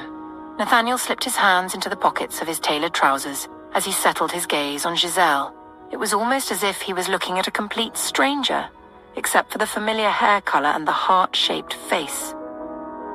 Her skin was ashen now, and the swell of her pregnancy was noticeable under the sheet covering her from the chest down. Fragments of their past flickered through his mind, feeling more like memories from another person's life, another version of him, another version of her. They had journeyed so far, evolving from close familiarity to complete strangers. The surrealness of it all weighed on him as he sighed and turned away, with the others following his lead. Anita was the last to leave, gently shutting the door behind her. A few minutes later, they were on their way back home, stopping over at a pizza place to order like regular people. Alex and Nathaniel, alongside two of his guards, carried the pizzas into the Jeep. To Aria, it felt pretty good to feel like a regular person again. It was amazing that something as simple as going to get pizza could make her feel that way. Nathaniel's insides were in knots. He hoped for good news from Naples very soon. Upon reaching the estate, Nathaniel stole a kiss from Aria, giving her a warm smile before helping Ethan and Alex carry a few of the pizza boxes inside. But when Nathaniel saw Miss Jonas coming out from the hallway that led to the kitchen, he quickly piled the boxes atop Ethan's, ignoring his protest. Aria couldn't hold back a laugh, especially when Miss Jonas sighed and shook her head. "We could have made a homemade pizza, sir," she subtly admonished. "Wasn't my decision, or order," was his reply. Ethan gaped at him. Anita, Dr. Williams, Dr. Sterling, and Aria laughed. Rowan looked on with an amused smile. Liam and Owen came bursting out of the elevator, and Nathaniel welcomed the distraction as he picked the two up so they could give Aria a hug without her bending or lowering to the floor. "How come you have so many pizzas, Uncle Ethan?" Owen asked with furrowed brows. Are we having a party? Liam asked. I know Mom's birthday is coming up, though, he added. Nathaniel smiled at that reminder, thinking he was going to spoil her rotten on the day. Before Ethan could reply, though, he quickly added, Uncle Ethan wanted a pizza party, and then said, To the living room, everyone. The doctors asked to be excused so they could go wash up, and Nathaniel left the twins with their Uncle Ethan, Alex, Aunt Anna, and Aunt Dawn, escorting Arya upstairs to clean up. Once alone in their room, he pulled her close, cupped her jaw, and gave her a slow, searing kiss. When he lifted his face to peer into hers, her eyes were shut, and a warm smile was etched on her face. Arya let out a contented sigh as she opened her eyes to meet his. Despite the warm glow in his eyes, Arya could tell something was gnawing at him. Are you okay, my love? Arya asked, giving him a searching look. Yes, babe, I am, he replied. Arya nodded as she placed an open palm on his chest. Where are they, Nathan? Arya probed with a knowing gleam. Nathaniel's lips curved into a smile as he kissed her again. You do know it's scary, how easily you can read me, was his reply. Then the earphone he'd had on for almost half the day crackled as Tom's voice filtered through. We found them. Nathaniel let out a relieved sigh as he buried his face in the nook of Arya's neck, wrapping his arms around her to hold her tight. Honey? Arya probed with concern. They'd been captured and taken underground in some hideout, but were about to launch an attack, came more information. Nathaniel put his lips to Arya's ear and whispered, Kiss me. His heart racing, he was in dire need of distraction. Arya drew back a little, looking into his eyes before stretching up to press her lips to his. Jake's heart pounded as the Kimura lapdog climbed up, stepping onto the flab jutting out from the sidewall and sauntering toward them while the cage continued to move to the left. Listen to me, but don't look my way, Jake murmured, his deep voice laced with urgency. Aiden, Jordan, and Anton followed his instructions. Aiden's eyes were fixed on Dominic Cavalier's bastard, who observed them with a bored expression as if taking lives was a mundane task for him. When that bastard opens the cage, we either rush out or drag him in with us, Jake said, causing the men to frown. If we fight back, what's stopping them from just shooting us? Anton whispered. Sean, Aiden answered with unwavering confidence. Wait, what? The guy's on a leash. Jordan interjected quietly, his voice reflecting his disbelief at Aiden's assumption. I don't know how, but I have a feeling he'll do something, leash or not, Aiden replied. We can't really base our escape plan on Sean Cavalier, Anton said through clenched teeth. Whatever Sean Cavalier is planning, my stance remains the same. We either all make a break for it together, use that piece of meat as a distraction for the lions, or pull him into the cage. If they panic and shoot, we'll use him as a shield. If they panic and drop the cage, we'll use him as a shield. Either way, you three get out of here as fast as you can, Jake instructed. Ignoring Jake's order not to look at him, Anton, Aiden, and Jordan simultaneously turned to face him. I'm going to pretend I didn't hear that last part, old man, Aiden growled, clearly agitated. We stay and fight together, or we die together. Don't try to be a hero now, he retorted, glaring at Jake. Yeah, what he said, Anton echoed, also glaring at Jake. You know the rules, Jake. We don't leave our brothers behind, Jordan added, equally upset. Jake wanted to snap back at the fools, but they were out of time, and the lapdog was already closing in. He let out a low growl of disapproval, focusing his full attention on the approaching man, ready to act. Anton glanced down, watching the lions as they prowled, equally eager for their meal to drop so they could tear into it. Jordan quietly observed the men at a safe distance, scanning for guns or any kind of weapon. With a furrowed brow, he turned his attention to the brute, now pulling the cage closer to open it. Jordan noticed that the thug had also taken one of their knives, tucking it into his waistband. A satisfied grin spread across Jordan's face. The poor fool was about to confront a former United States Marine while carrying a weapon right on him. For the first time, Jordan began to think they might actually survive this. He looked back down at the prowling lions and thought, hopefully with all our limbs intact. The sound of the cage gate being unlocked reverberated ominously within the concave space. Jake could hear his heart pounding wildly as the man yanked the gate open. 3 things hit Jake simultaneously.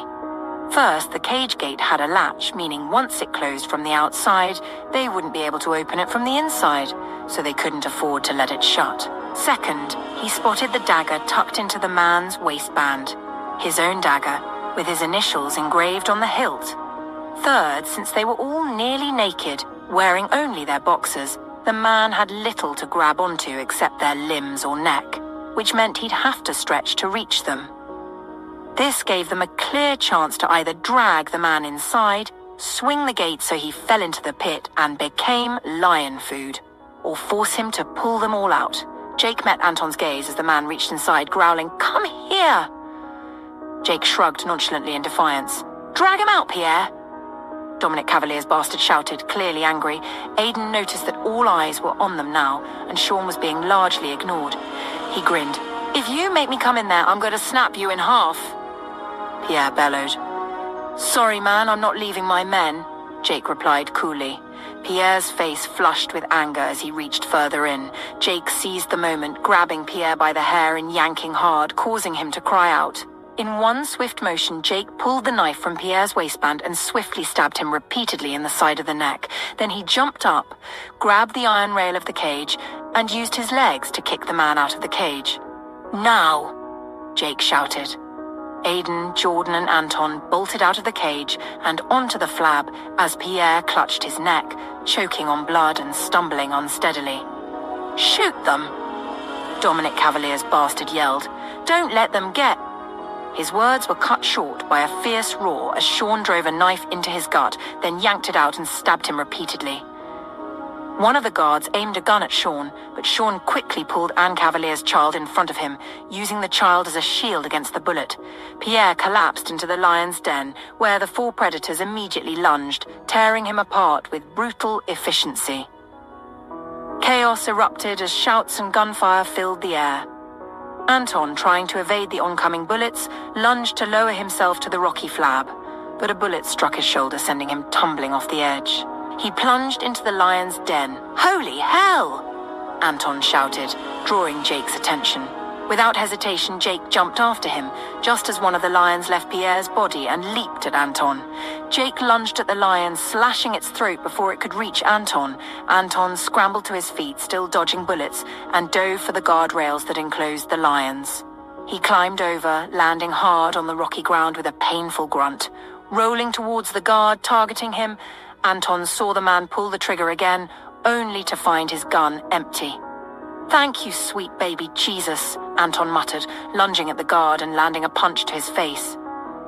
He quickly pulled out another of the Hawthorne's guard's engraved dangers from one of the fallen thugs and turned toward the lion's den. Without hesitation, he hurled the knife at a lion that had reared its head in Jake's direction. The lion roared in pain as it slumped. Up on the rocky flab, Aidan heard the sound of approaching boots and cursed under his breath, thinking they were about to be overwhelmed. Suddenly, a loud boom echoed through the concave, dust cascading down as he and Jordan descended the wall to the flat surface.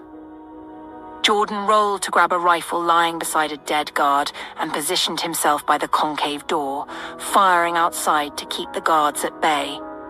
Jake scrambled out of the lion's cage just before the other 2 lions descended on the now dead lions. As he fell over the iron bars, his eyes immediately locked onto Anne Cavalier's child, now dead in a corner next to Dominic Cavalier's bastard, who was still alive and gasping for breath. Jake avoided looking at Sean. He knew it was probably too late for the Camorra kid to be rehabilitated after being raised in such a violent environment, but in his mind, all he could see was a kid brutally murdered, lying in a pool of his own blood. Meanwhile, above ground, Stephen had taken over the craft Lewis was piloting, while Lewis powered up Jordan's craft. The 2 aircraft flew low, skimming the ground as they approached the mountain, where they believed Jake and the others were being held.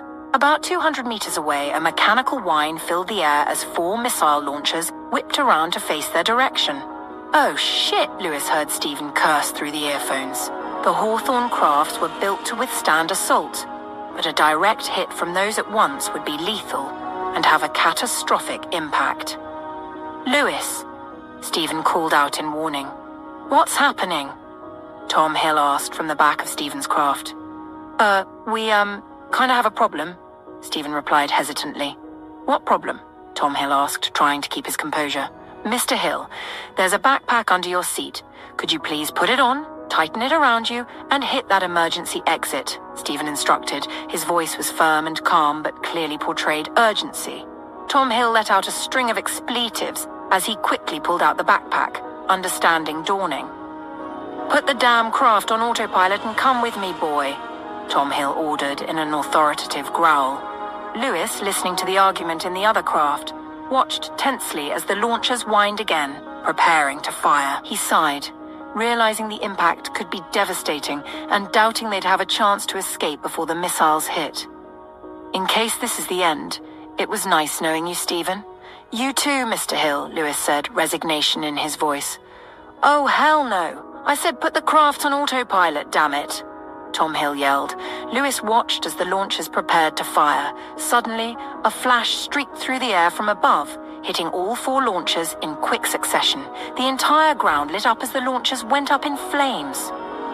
What the Stephen cursed just before the earphones crackled, and Andrew's voice came through. You guys just had to make me come all the way here to rescue your asses, huh? Tom Hill collapsed into his seat with relief, making the sign of the cross on his chest as he muttered, I'm too old for this damn stress. Charles chuckled and responded, So you're happy to see us, Mr. Hill? His laughter echoed through the earphones. You have no idea. These 2 idiots forgot they're no longer in the damn army, he grumbled. Oh, you love us, Mr. Hill, Stephen quipped. Lewis chuckled and said, Thanks for the save, guys. We owe you our lives. He let out a sigh of relief, closing his eyes for a short prayer of gratitude to the angel watching over them. Well, let's get our brothers out, Andrew replied. What's the plan? Stephen asked, just before Andrew and Charles fired at the boulder covering the entrance to the lair, sending shards of rock flying everywhere. What was that? Charles asked amidst the blast. Lewis chuckled as Stephen replied, Never mind. Okay. Andrew, Charles, Lewis, and Stephen joined forces to blast a hole through the rock, continuing to fire despite the agonized screams emanating from within. When they were confident they had caused enough damage, Andrew and Charles left their pilot seats, strapped up, and quickly exited the craft with guns drawn. The 2 sprinted through the smoke-filled grounds, wearing night vision goggles as they approached the entrance of the gash in the cave. Each took a position on either side. Andrew signaled to Charles, indicating to him to watch his back as he went in. Charles gave him a few seconds before following. Together, they advanced deeper into the concave, shooting anyone they encounter, all while actively searching for Jake and the others. Back in New York, Nathaniel had rejoined his friends. He was still pretending to be participating in the friendly banter, but his mind was still focused on what was happening in Naples.